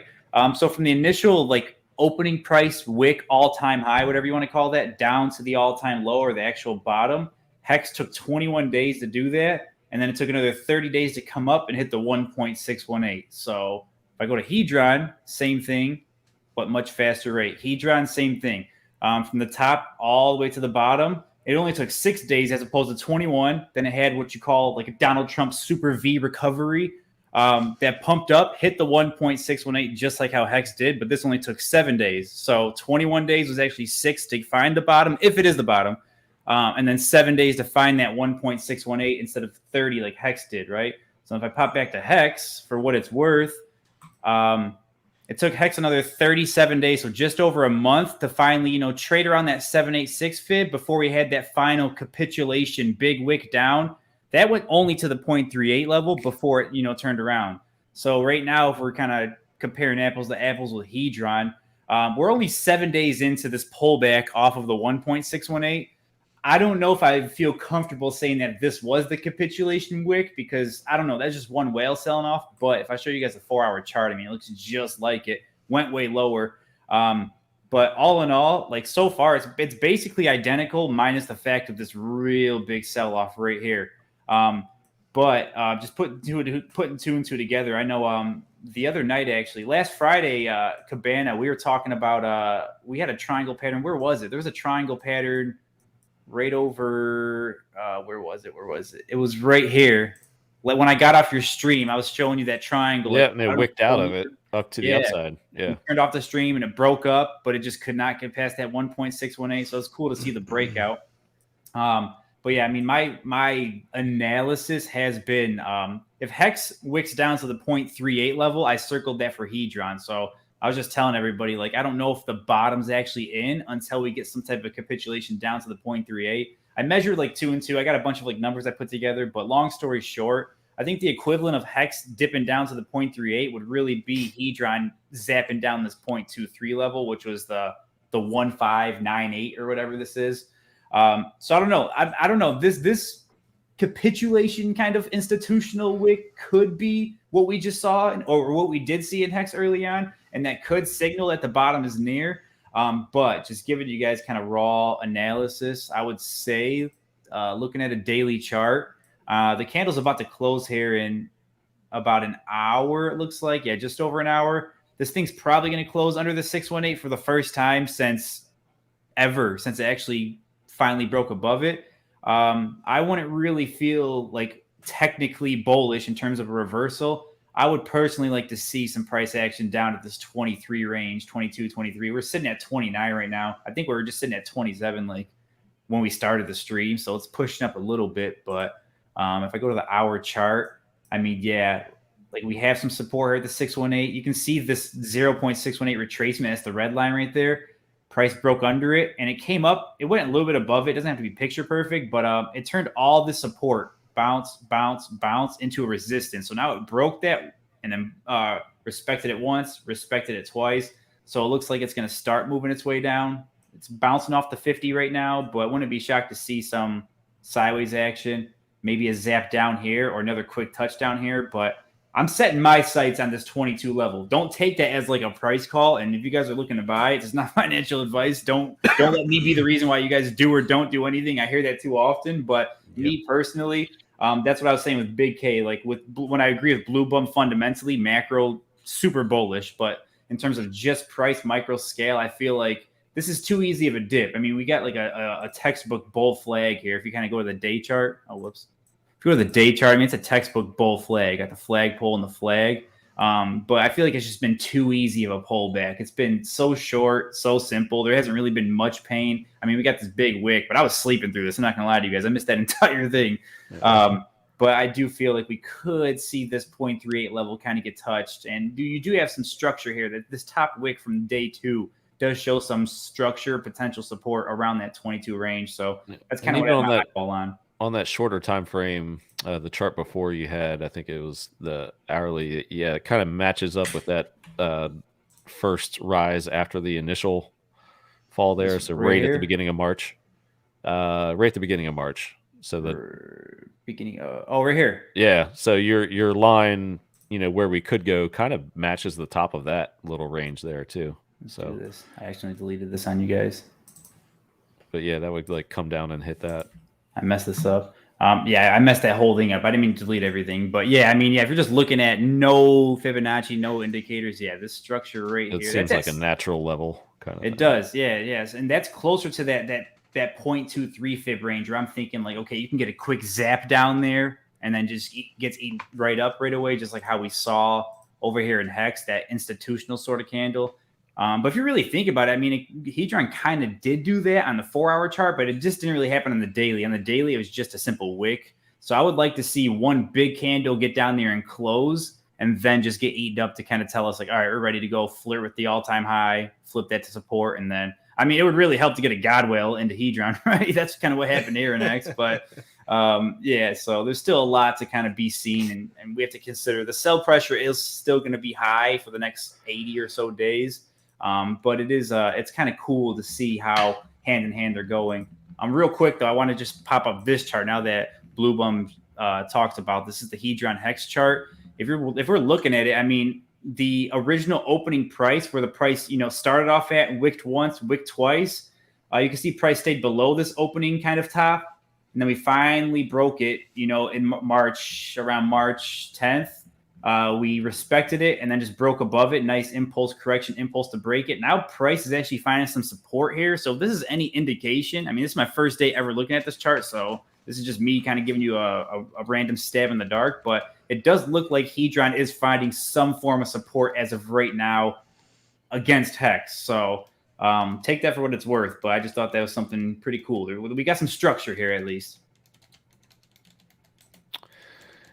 Yeah, man. And I think we looked at just overall market charts last week, Bitcoin and Ethereum. You have, I think, we didn't look too deeply into the Hex chart. You want to pull that up one more time there? Yeah, let me do that. Hang on, my camera's off again. I don't know what's going on. Every time I do StreamYard, this thing goes off. All right, here we go. You said Hex chart. Okay, Hex chart. Daily. I mean, Hex isn't looking bad. It's not looking bad. I like to see, the structure that we have here. This bottom, this yellow range that we've had since the bottom of PulseChain, where we tapped the top of it and found that bottom before the big run up to near 50 cents. I mean, we found some support. So we initially found some support at the top of this here, and then we broke it, and then we literally hit 10 cents on the dot. So far, so good. It's just, there's a lot of things to consider. I mean, you have a little bit of a doji candle. It's not a perfect doji, but this black, white, black kind of play right there, there's always structure there. So to see Hex kind of temporarily flip this to a support line, we want to see this turn into a higher low to have some hope of a potential pump. But there's just so much resistance. You can see this same type of structure here at 12 cents. 12 cents is the major key here. So when we hit the top of this range and broke, had that massive pump, well, not massive, but big pump, about 7, 8, 9 days ago, we really wanted to see 12 cents hold a support line here. It looked good for one day, but then that clearly got engulfed. So 12 cents is still not holding a support. So I would expect to see, if this thing does move up, get close to 12 cents, see price slow down. The first battle that Hex needs to win is get above 12 cents, flip that to a support line. If that doesn't happen, I mean, who knows? Who knows? I don't want to scare anybody, but yeah, I think the big battle right now that we just have to pay attention to on the daily chart is just get to 12 cents, create a little bit of a higher low here, get to 12 cents, break 12 cents. If we do that, great. But weekly chart, something that does look promising. Now, this is a picture-perfect doji. So it's a bearish candle, doji candle. It was getting engulfed as of a few days ago, but that engulfing candle is turning into a wick. We got 2 days left before this weekly candle closes. If this weekly candle, for whatever reason, finishes positive, maybe above 12 cents, that could very well be the bottom right then and there. So these weekly price chart, I mean, these weekly patterns on the price chart matter way more than, a 4 hour, an 8 hour, a daily or whatever. So that same battle that we kind of talked about last Friday is the same thing as kind of still going on here, is that 12 cent, 10 cent sort of battle. But yeah, if this thing doesn't engulf and finish around that 10 cent range, I would say we probably do have some hope, but I'm not going to call anything. I'm just going to wait and see what happens, then kind of just narrate it. So maybe next week I'll pop on and see how this plays out, and we can go from there. Yeah, the one thing I really like about the Hex chart, and I know like people are like, oh, wrecked, short-term time frame. Okay, cool. But if you zoom way out, we did discuss this really quick last week, is just this could be like a long-term bull flag. And in 2 years, we can look back at this, and be like, oh man, what a cool time to buy. There was the flag. It was a long-term bull flag. But I mean, this is like if you really want to think about it macro scale, this is a bull flag from day one. It looks like a big bull. But if that's the case, I mean, this flag is probably going to be way bigger, so we don't really want to see that. But if you just cancel out this sideways action right here, yeah, going from basically 2021, I guess it's December 20, but basically all of 2021, we had this nice up and to the right price action. it's totally normal for price to finally pull back. People are just expecting Hex to just keep going up and up and up. And after a while, I'm like, man, Hex really might not pull back like every other normal crypto chart. But if we're just being unbiased and just looking at structure for what it is, this is completely healthy, completely necessary. I mean, all the support that it's finding right here, that's good. That's what you want to see. All these bounces off this range right here. But even if it does break under 10 cents, there's so much support sitting in this range right here. And I mean, I don't want to go this low, but there's plenty of support still. But I mean, that 10-cent range also too is a massive psychological level. So that's a big thing. I've been buying there a lot. Same here. I mean, 10 and like 10.2 cents. I've been snagging buys there when we keep touching those. Yeah, absolutely. And I'm the type of person like with Hex, like I know I do like charts and you try to find the best entries, but Hex, I just buy wherever. I mean, this thing's under $1. I was saying it while we were running up 10 to 50 cents, and now we're running down. Like I bought at 17 cents, I bought at 16 cents, I bought at 14 cents, I bought at 12 cents, I bought a little bit like 10.8. I didn't get the 10 bottom, but I mean, we all know where Hex is going. It's not going to stay down forever. Oh, one thing I wanted to bring up too in this chart, for what it's worth. Hang on, how to delete this? What's going on here? For what it's worth, right? So when Hex when this God whale pump kind of came and went, price really didn't move from this range, right? We stayed under and we got above it, but price really didn't move from this initial range for almost a year. Like that's 319 days where price was under and above before it really took off. So if we're going to look at, these sort of pumps, like before the sacrifice phase actually happened, I mean, if you got this range, you're kind of looking at right here. If you extend that around the same time, Hex is kind of getting near that. So we've seen Hex this isn't sideways action, but if you just really zoom out, it kind of is sideways action. Basically, what I mean by sideways is just not like this up into the right movement or this up into the right movement. So Hex did have a period where it stayed kind of sideways for 319-ish days, or let's say 300 days. So, but just to put that in perspective, like it's kind of doing the same thing now, totally different pattern, totally different structure. But I mean, the fact that it's been 300 plus days and we're kind of going back to, we're going back to kind of where we were before PulseChain became a thing. It's a good sign. And 10 cents being that psychological level sort of bottom, it's promising, so I'm not going to just keep blowing like bullish hopium because that's what, everyone wants to hear. But it is a good thing to kind of, put all things aside and just look at like, okay, that's something to look forward to at least. Yeah, and I honestly do like these larger bag holders, these sharks, and a lot of the ones that have just kind of showed disregard for the bags they hold that just dump, market sell, just massive amounts of Hex. Like, I mean, I'm honestly okay. I'm honestly okay with them getting out. Like, even if it really hurts the price, like I'm okay with it. Like I'm ready to, like, if it gets that like kind of like 5 to 7 range, like I think that's pretty close to some real pain for a lot of people. But if it means getting out a lot of bad actors in the system pre-fork, and so they don't have a copy of the Hex, like I'm honestly all for it. And I'll be selling kidneys, testicles, whatever I can. Wait, what? Whatever, you heard me. whatever I can at those ranges, because it's just an opportunity. And it's weird because people like to give you shit. We're like, oh, I'm tired of people saying dips are opportunities, but they are. Like as much as I hate seeing price go down that low, I relish the opportunity to buy that, because like we thought we might not ever be at these numbers, but we're right here touching that 10 cent support right now as a bottom, and maybe we fall through, maybe we don't see it again. You don't know. And so for DCA, what it's worth, oh yeah, exactly. And yeah, I don't get it. Like people don't want to hear that it's a good opportunity when it's a good opportunity because they want the price to pump. But it's like, what do you want us to say? What do you want us to tell you it's a good opportunity at $1? I mean, it still is. But do you want all-time highs? You want to tell you that's a good opportunity that you get pissed when it drops? Like, no, this is a good opportunity. A-bit $7. Buy a bit $7 next year. Yeah, right? so you just never win when you're telling people about opportunities. But for what it's worth, real quick, and I won't talk too much on this, but that initial Fibonacci I drew when I compared it to Hedron, remember Hex chilled at the 786 level before it really made that next move up when Godwell entered. If I do a normal Fibonacci retracement on the entire price chart, Hex is chilling at that 786 level right now. So for what it's worth, 10 cent psychological level, PulseChain sacrifice phase bottoms, 786 on the macro scale retracement.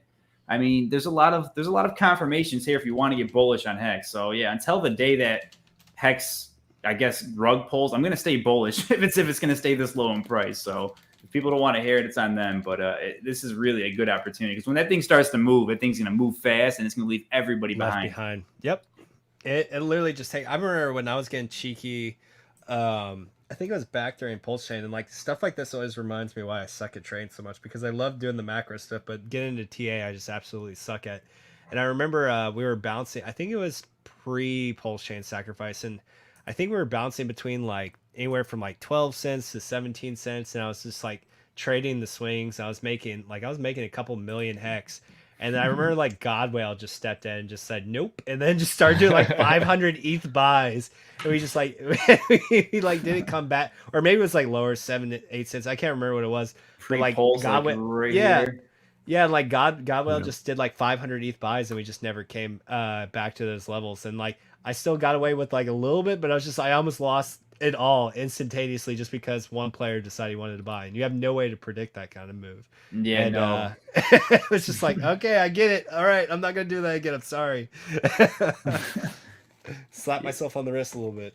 Yeah, you'll eventually lose. If you're trading, like, you're going to lose eventually. You can go on 1,000,000 straight wins. It's going to take that one loss, and that one loss is going to eat up like 50% of what you just gained, and it's just going to kill you emotionally. It's going to make you go bald. It's not fun, so I don't recommend it. But what do you think of the narrative? Like, it's for a while we've had the narrative that as soon as PulseChain gets an actual date, then Hex is going to go through the roof as people kind of get prepared for it. But people have had so long to get their positions for Hex. Do you think that narrative is still going to like play out like that?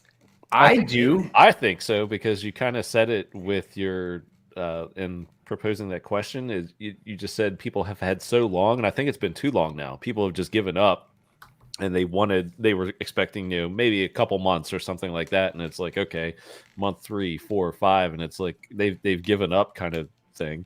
And then once we get it again, I think the hype is going to be very real. I'm not going to say we're going straight to new all-time highs or anything like that, but I do think that the prospect of doubling your Hex stack will become very real very quick to a lot of people in or out of the community. So that's just my take. It's interesting because I know what Blue is saying, because like it seems like when the common consensus is all the same, like, oh, we're going up after the sacrifice ends, or all this, like, it's just like you just get that gut feeling. It's like I don't know. Like, I don't know. I feel like since everyone thinks it's going to do this, it's going to do A, it's probably going to do B every instead. 6 months. Like it seems like without fail that always seems to play out. But it just really comes down to people realize what kind of opportunity they have in front of them. When Richard does lay that hint, just like, hey, it could be launching really, really, really soon. For real, guys. V3's been out. Everything's running good. We are going to be launching soon. Like, that I would like to think our community is educated enough to know what kind of buying opportunity that is. But who knows? Who knows? I think it will. I think it really will once. And then I think the chart shows us that too. And it's been kind of a controversial take that I've had. Because I've been saying Hex is solely dependent on PulseChain announcement and releases now, and that's why the price has kind of been, but remember, at the end of the last PulseChain sacrifice, before Richard Hart extended it for 1,000,000 days, it went from the bottom here. this whole run up right here was all, buy one get one Hex, PulseChain 2 months away. This whole entire run up. Billionaires were calling Richard Hart, getting into Hex. This thing literally ran up for that BOGO. So when it becomes a real thing once and for all, I feel like that same type of energy times 2, because the amount of people that are aware of this now could happen. So I really do think it will pump when we actually get real live news of PulseChain being here. But until then, I don't really see Hex doing too much, unfortunately. Yeah, I remember that night like exactly, because we had just finished Nights of the Crypto stream, and Richard put out, and like we finished like around midnight, if not later. And Richard put out that tweet, and like, you could just feel how electric it was. It just like started to disseminate across the community. And like, we were all just bullshitting in the green room. We were like, oh, fuck, like this shit's gonna go. Like, should we go back live? Should we go live? We're like, fuck it, let's go live. So we're like, just like emergency stream, all caps, exclamation marks, like, and we're like, buy, like everyone buying on stream and stuff. And I think we're like sitting at like 2.7 or 3 cents. And then, we just took off. Would that imply then that if we do like a double that little kind of pump right there, What are we then doing? after the actual fork, it goes back into like what the next Recession? part of- If we get that run again, what's the price gonna be from here, Jenkins? If you had to It guess? depends. I mean, we get What's the measurement? 361. You're probably flirting roughly around all-time Flirting with highs. all-time highs again. Yeah, Yeah, a you're little at. lower. Yeah, you're literally at all-time highs because you got to think we're literally at the exact bottom that PulseChain was at. Well, this is hang on. This is V1. So it's like a day behind. This says 11.2. We're at 11.6. I guess it is the same price. Yeah, we're basically in the same exact area that we were at when PulseChain first ended the sacrifice phase. But at that point, I mean, it's probably breaking because you got to think too. Remember when Hex was kind of dead in the water at early December, and then PulseX became a real thing. We found the name. We knew there's a sacrifice coming at the end of the year. We broke the structure. We had all the signs of all-time highs again, right? We had this kind of downward trend that we broke out of. PulseX was a thing. Everybody got excited again. We broke out of this downward trend, retested it, broke over this massive resistance level, and then, came to the top, and then boom, the last day or last 2 days of December, the sacrifice phase started, and then right back down. So like the news itself for any development in terms of actual like PulseX being real, PulseChain being real, you can see like that was PulseChain hype being real. This was PulseX hype being real. We just need some real news. I don't know if testnet news is really going to move the lever too much, but actual PulseChain will, in my opinion. And it's like Maui Hexing just said, like $1.10. Like, I mean, with current price levels, and if you're DCAing right now, like we're looking at potentially flirting back with all-time highs, getting a copy of your freaking Hex. So like, yeah, you're looking at 50 something cent Hex and then getting it copied over. Like, it's such a good opportunity if you can see far enough in the future. And like, why not? Like, Richard hasn't failed to deliver yet. There's no reason to assume that he won't now. Yeah. I mean, and people too, like, I don't know, people, it's weird. It's like, no matter how much you preach something like, oh, like successful people buy during the dips when everyone's scared. Like, no matter how much you tell somebody to do it, once it's actually here and the opportunity to scream at their face, they won't do it. They'd rather complain. So it's like, you can't fix people at the end of the day, but people gotta like, I guess the OG Hexicans can attest to this, but this whole, like, this big payday kind of, I mean, we had the dump and pump right after, but this whole range was like, we stayed sideways for long periods of times, plenty of times. After Godwell got in, we stayed sideways for, what's that, 6 months? The whole big payday kind of thing kind of came and went before we really broke out of that range and retested it. That's another 6 months. That's basically a year of sideways action, putting those two together. So like, but then once the actual pump comes, everybody forgets about all that sideways action. So it's like, infighting, forgetting about the dip, the sideways action, all of it just disappears. Like, all gone. I would say a good measurement of a run up, like a macro scale run up, let's say once PulseChain actually comes and it's here, and this can be P Hex, E Hex, whatever it is, but just to compare the run ups, I mean, you're looking at a 36x after all that's said and done. Like, say you get 36x off that range, you're talking. And this sounds like Moonboy talk, but this is like, no, this is real, like, measurements based on what's happened. And you're talking, $3, $4, $5 Hex potentially. Crazy. After, like, what was this run up? This was how many days? Well, it was basically from April to September. So May, June, July, August, about 5-6 months. So yeah, I mean, you could see that once PulseChain's a thing on one of the two sides, probably both sides, you can see multi-dollar Hex, and it's a reality. And when it comes, it's going to come fast. Yeah, so that's what I got for that.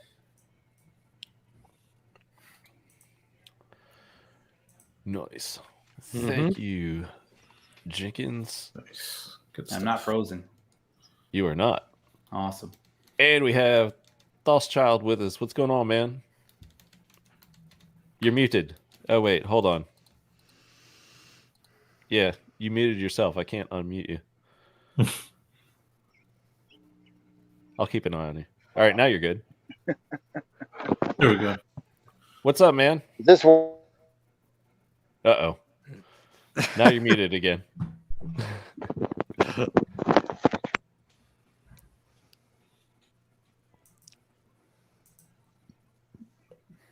Dead air.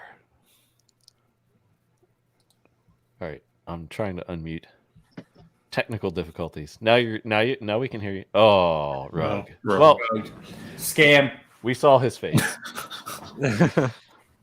All right. Well, I guess before we wrap, he did want to offer some input, I guess, to some of the OA addresses and Gunther's audit views. Let me try one more time.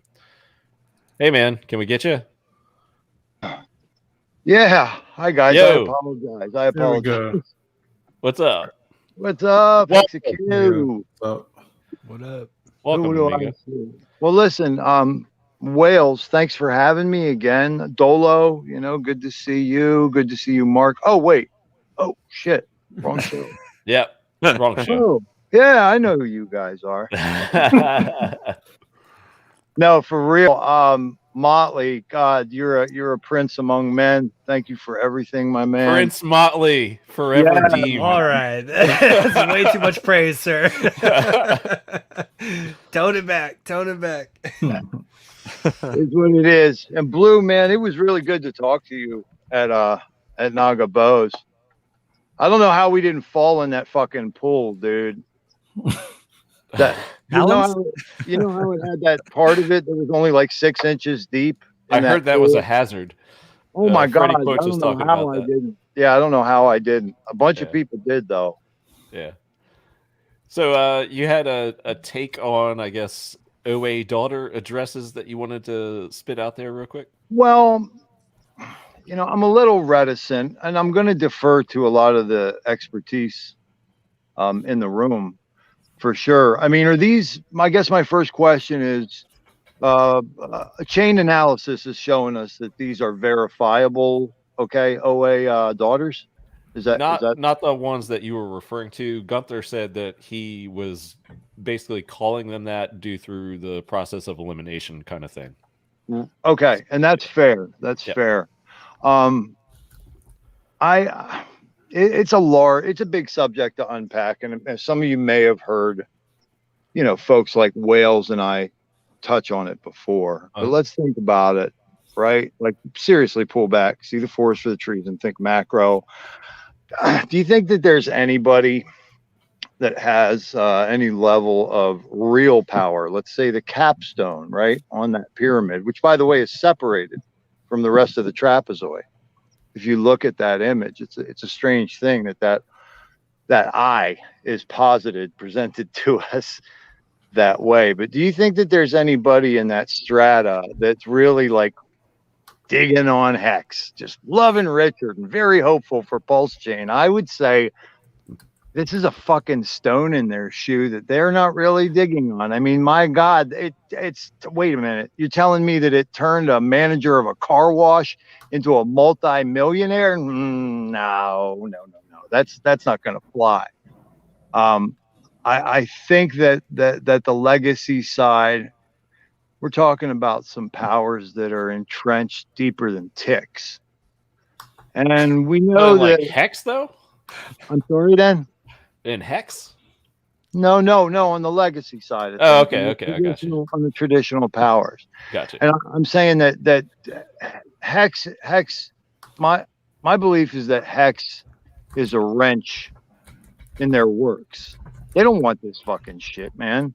They don't want a car wash manager becoming a multimillionaire. That's going in the opposite direction of what they're trying to achieve. And we've all seen it. I mean, I understand what you're saying by that token. Yeah. Okay.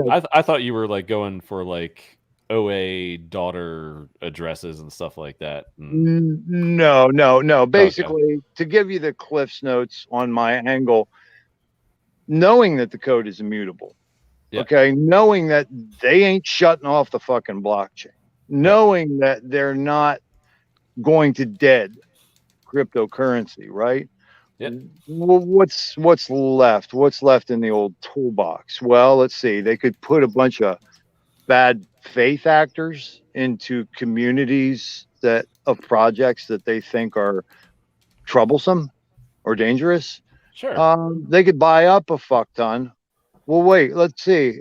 I mean, like if a thing goes parabolically from say 0.8 of a penny to a wick of 56 cents in no time flat, to my way of seeing things, and definitely not definitive. You know, I'd allow that this isn't the case, but it stinks a lot like something. It smells like when you get these multimillionaires that are like not hexagons and they're not staking it. You know what I mean? It's just these big, big, fat liquid bags just sitting there. And then all of a sudden, one day you're looking at things and you're like, oh, look, that guy who bought at, say, 17 cents just dumped the fuck out of his whole bag for like 11 cents. Now we're all sitting over here and we're like, this is ludicrous. He's wrecking himself, you know, and we're looking at it as like investors. We're looking at it like as if we were doing it, or one of our brothers or sisters was doing this maneuver. And I'm just suggesting that possibly maybe we sometimes look at this stuff with a different set of eyes and consider that this is just yet another facet of some bad actors who, I mean, I'm not trying to be apophatic myself or overly negative, but you know, they want to muddy the waters any way they can. And if they see a thing shining, lifting people up, catching some juice, giving folks some hope, what better way to undermine it than to dump a whole fuck ton against all logical reason at a super inopportune time? I will give you gentlemen this one.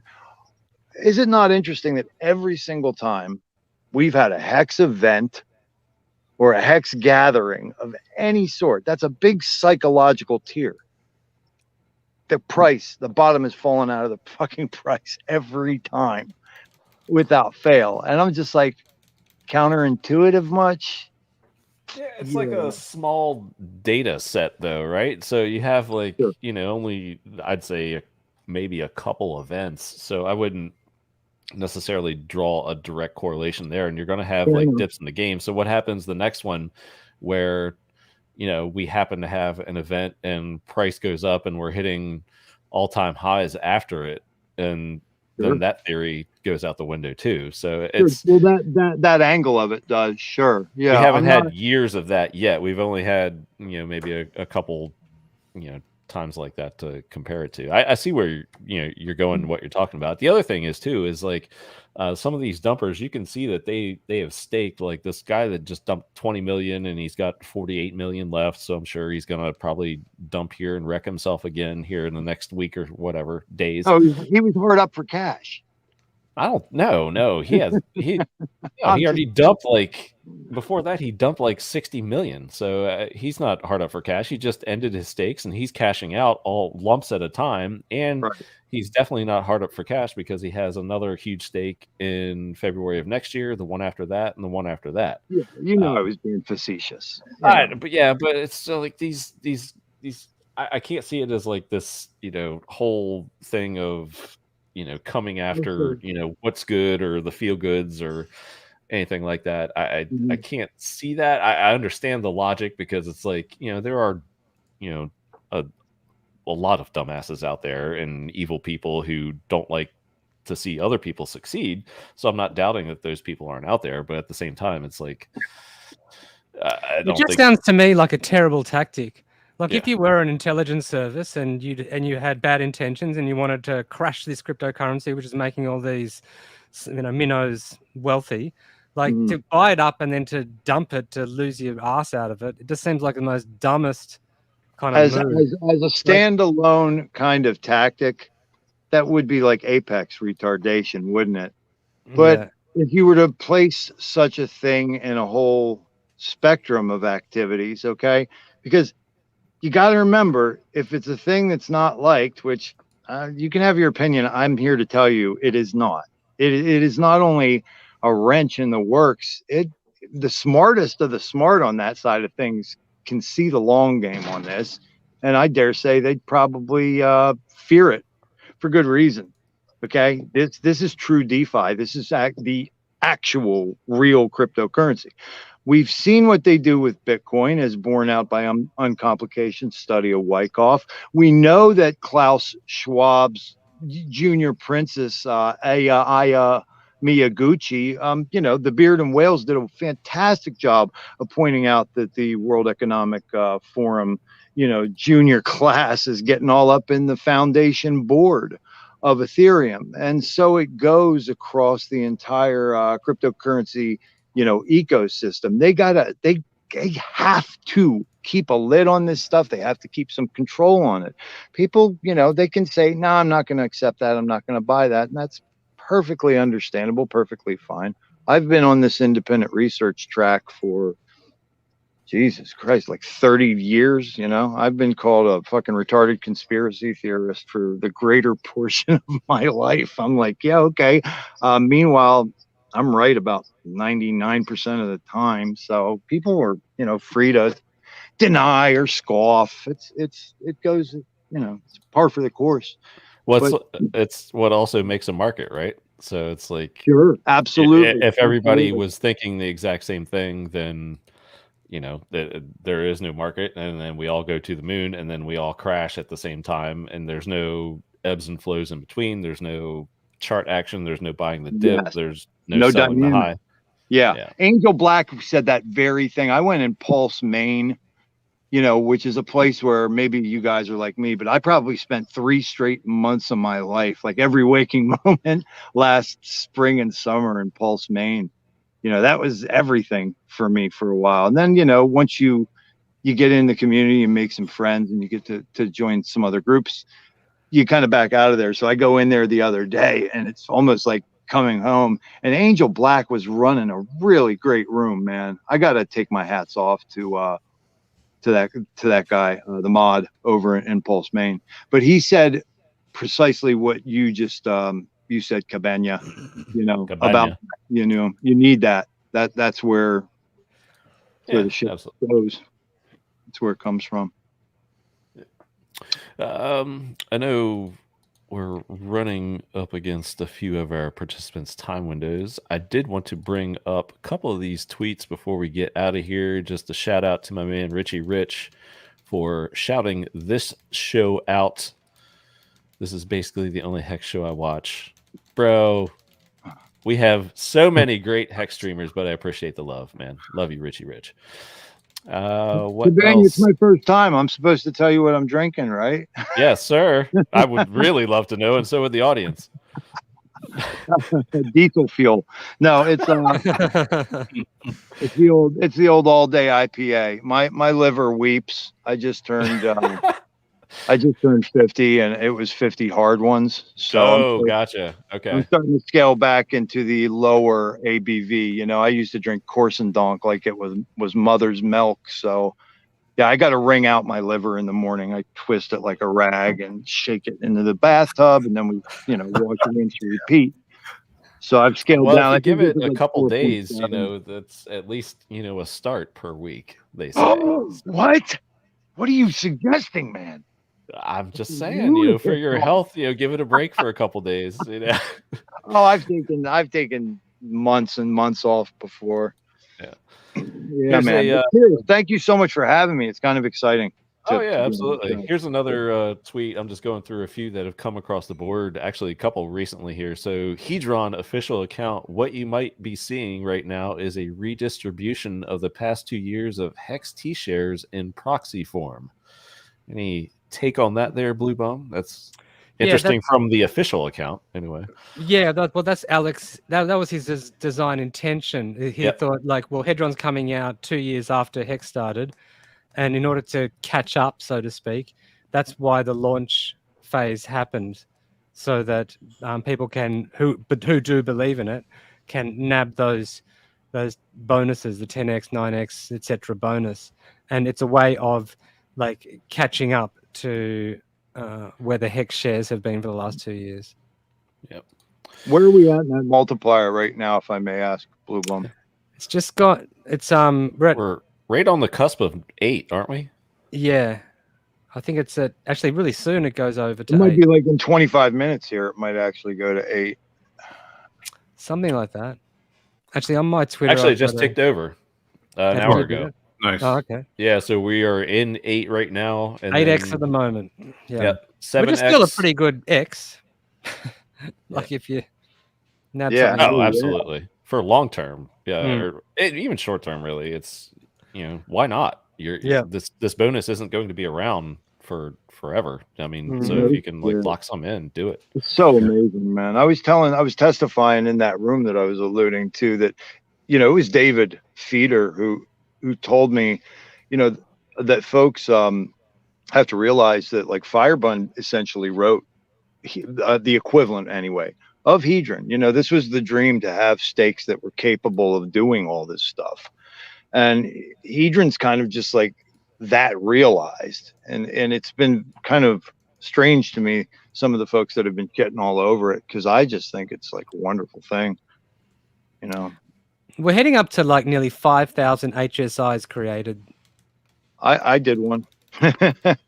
And like most of those will be, you know, Quattro Cinco by far. That's what I most did. of them.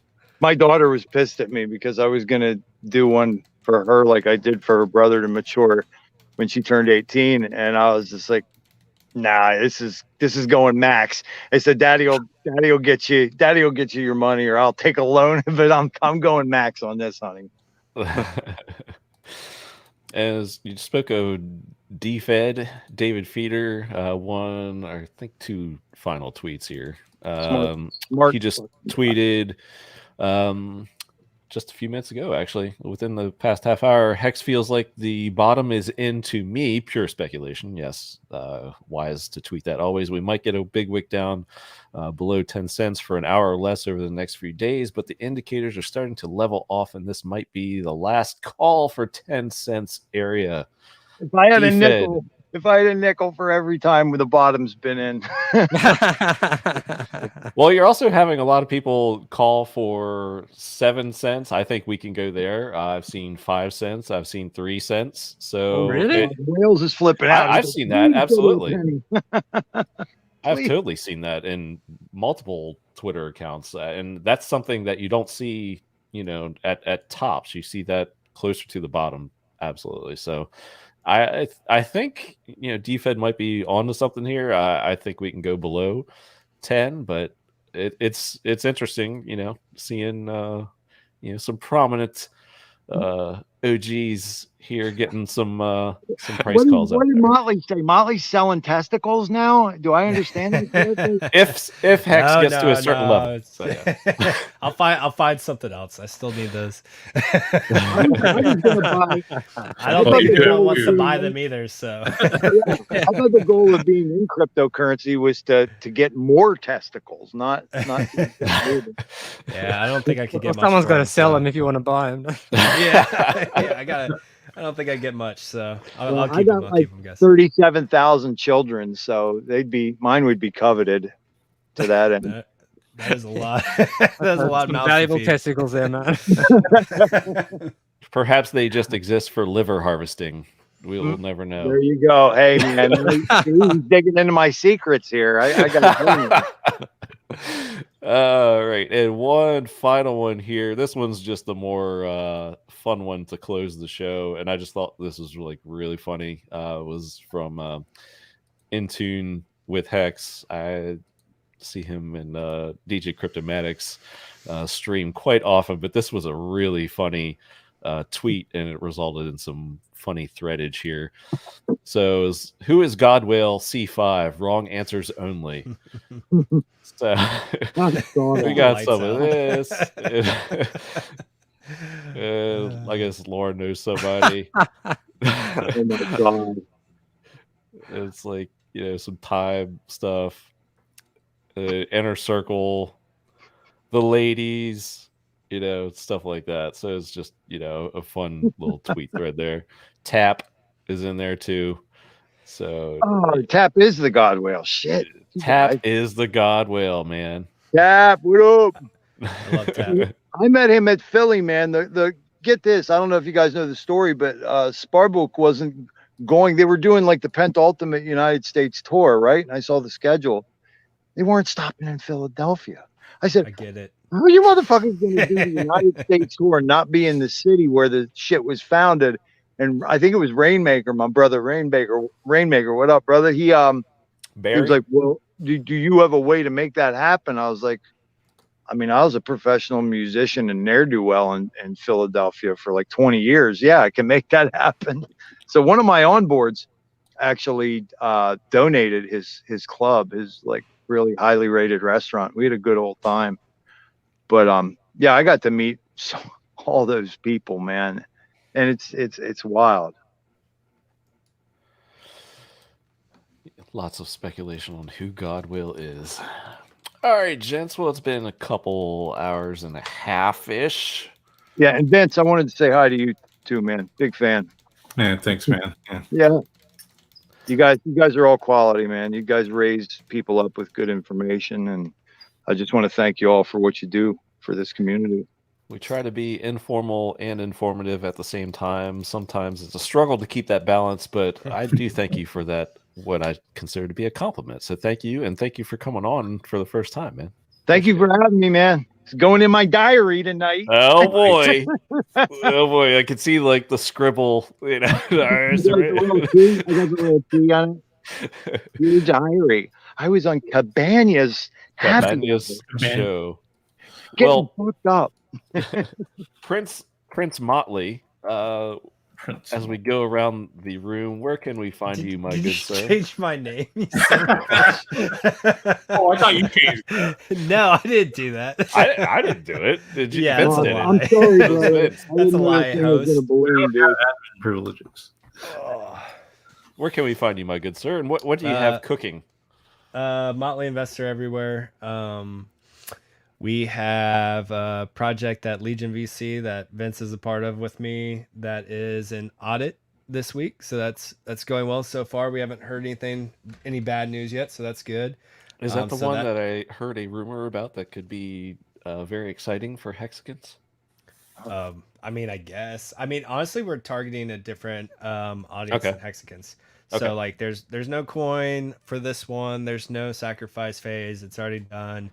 And we're kind of targeting an outside community for this, but there is like a Hexagon twist on it. So like if you don't want to partake that's what in the other side, you can there's a way to earn yield essentially. Gotcha. And essentially in the form of more pulse. So everyone always wants more pulse. Yeah, exactly right.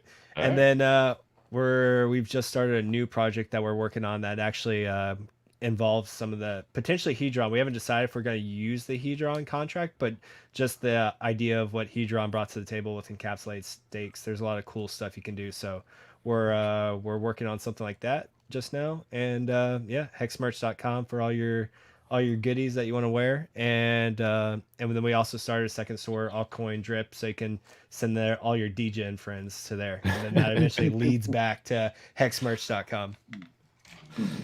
Absolutely. Crypto Vince, where can we find you, my friend? Yes, you can find me on Twitter and Telegram, CryptoVince369. And Bloo Bum is the man. Where can we find you? Yeah, Twitter, Bloo Bum is the man, and with DA, right? Not DA. Yeah, with the DA, and just at Bloo Bum on Telegram, and every Tuesday night Australia time I'll be on the Hex Late Show on Discourse Syndicate with the other Aussies, and I'm a Hedron mod as well, so generally in the Hedron chats. And Vince, Hex Asians, is that back? Oh yeah, that's back. Yeah. On, Vince, the worst promoter ever.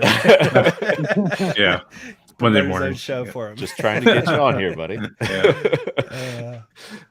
And how you doing down there? Shill yourself. Where can we find you, my good friend?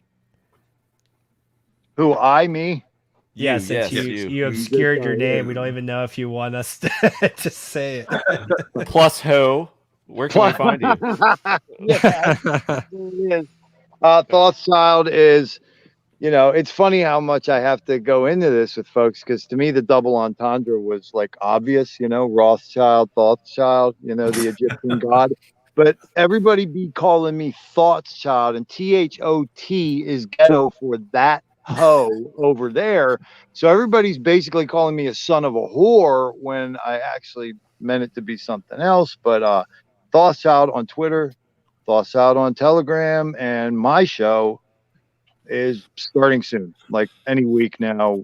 Going to be doing my little thing. I really wanted to come with the bells and the whistles. I wanted to give our community its first variety show. Like seriously, cool. Like I want to be like Johnny Carson kind of thing, do the interviews, do the desk time, have a musical act, have you guys, have your little guest spots. But if I wait until it's perfect, then it'll never happen. So good people like Nardo and Bran and Rainmaker and all these guys are like, just fucking plug the fucking mic in and do it, So I'm just like, all right, you're right.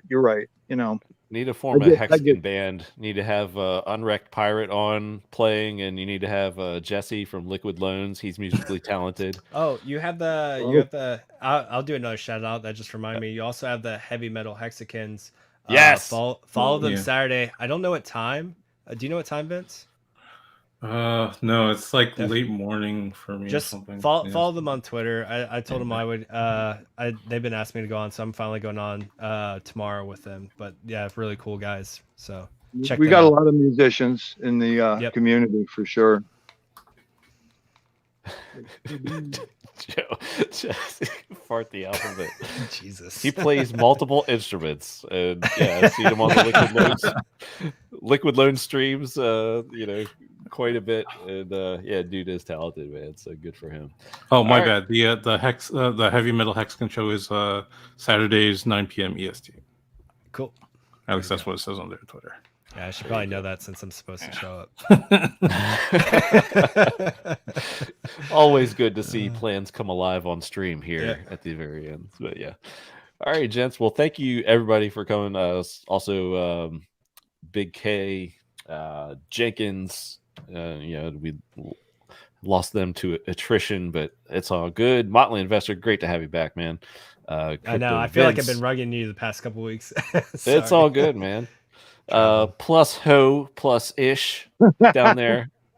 Yo, dude, Thanks for coming on. Great. You're the best. I love your show last week, by the way, when Kool-Aid was on there. He said a lot of the things he said when he was on with Wales and I, but he dropped some other gems, and he's always just a wonderful listen. I learned so much. Yeah, and I think he's on another stream tonight, believe it or not, or right now maybe. So maybe you dip out of this and go check that one out. He's a fucking polymath. He's like a break dancer too. You look at him and you wouldn't think. And it might be over on I think Freedom TV, or it might have concluded. But yeah, check that out after this one if you want to, because I love those guys too. Tony, T Money, and Barry and all the guys at Freedom TV. Yeah, great. Bloo Bum. How much longer are you in the States? You liking it over here, or I'm here indefinitely. Well, nice. Let's go.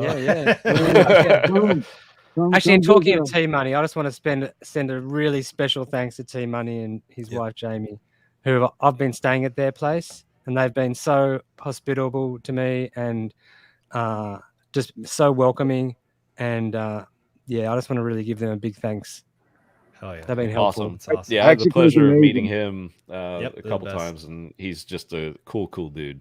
And just him. I've also been privy to watch him organizing PulseCon, and I think PulseCon's going to be awesome. I think you've dropped some hints in multiple streams.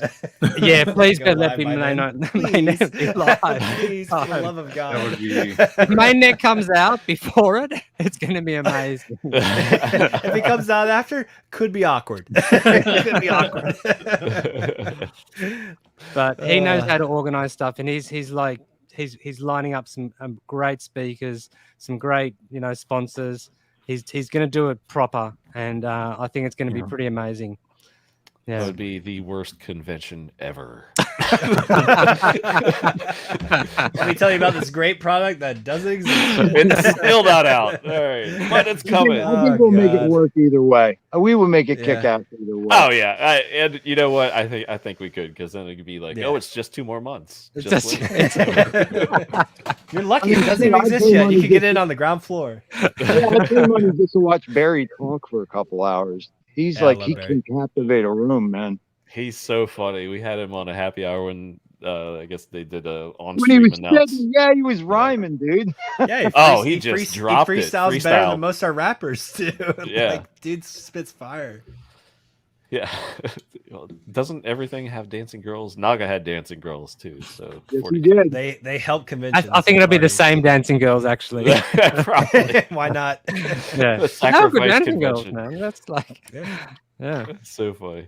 All right, well, let's get out of here, gents. I appreciate it, each and every one of you. Thanks, Blue Bum. Oh, I didn't ask you to shield yourself, my good friend. So Blue Bum is the man, but you also did you shield the Aussie stream? Yeah, I did. I Okay. did shield that. Yeah, yeah. Yeah, the Aussie Hexagons on late show. the late show on Tuesday. Or when's it in America? It's on like Monday Tuesday morning.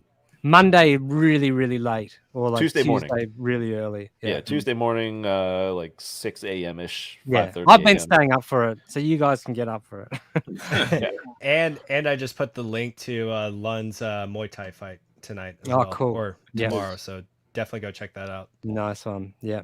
There you go. Actually, I think we're gonna have him on next show. Cool. Yeah. Hopefully to celebrate his victory. That's right. The victory circle. Oh, yeah. I think he's gonna win. Something tells me.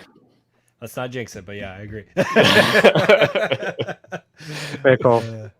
All right, gents. Well, thank you again. Thank you, chat. You guys are awesome. Just love seeing you guys, especially our own kind of happy hour community that we've built, and it keeps growing every week. I see more and more familiar faces keep coming back. And Not alcoholics in this motherfucker. Keep the chats lively and great feedback, questions. We appreciate all you guys, and I see you guys in a lot of other streams and ladies. Don't mean to, Okay. Yeah, there we go. Bye, That's guys. Right. Thank you, everybody, and we will see you next.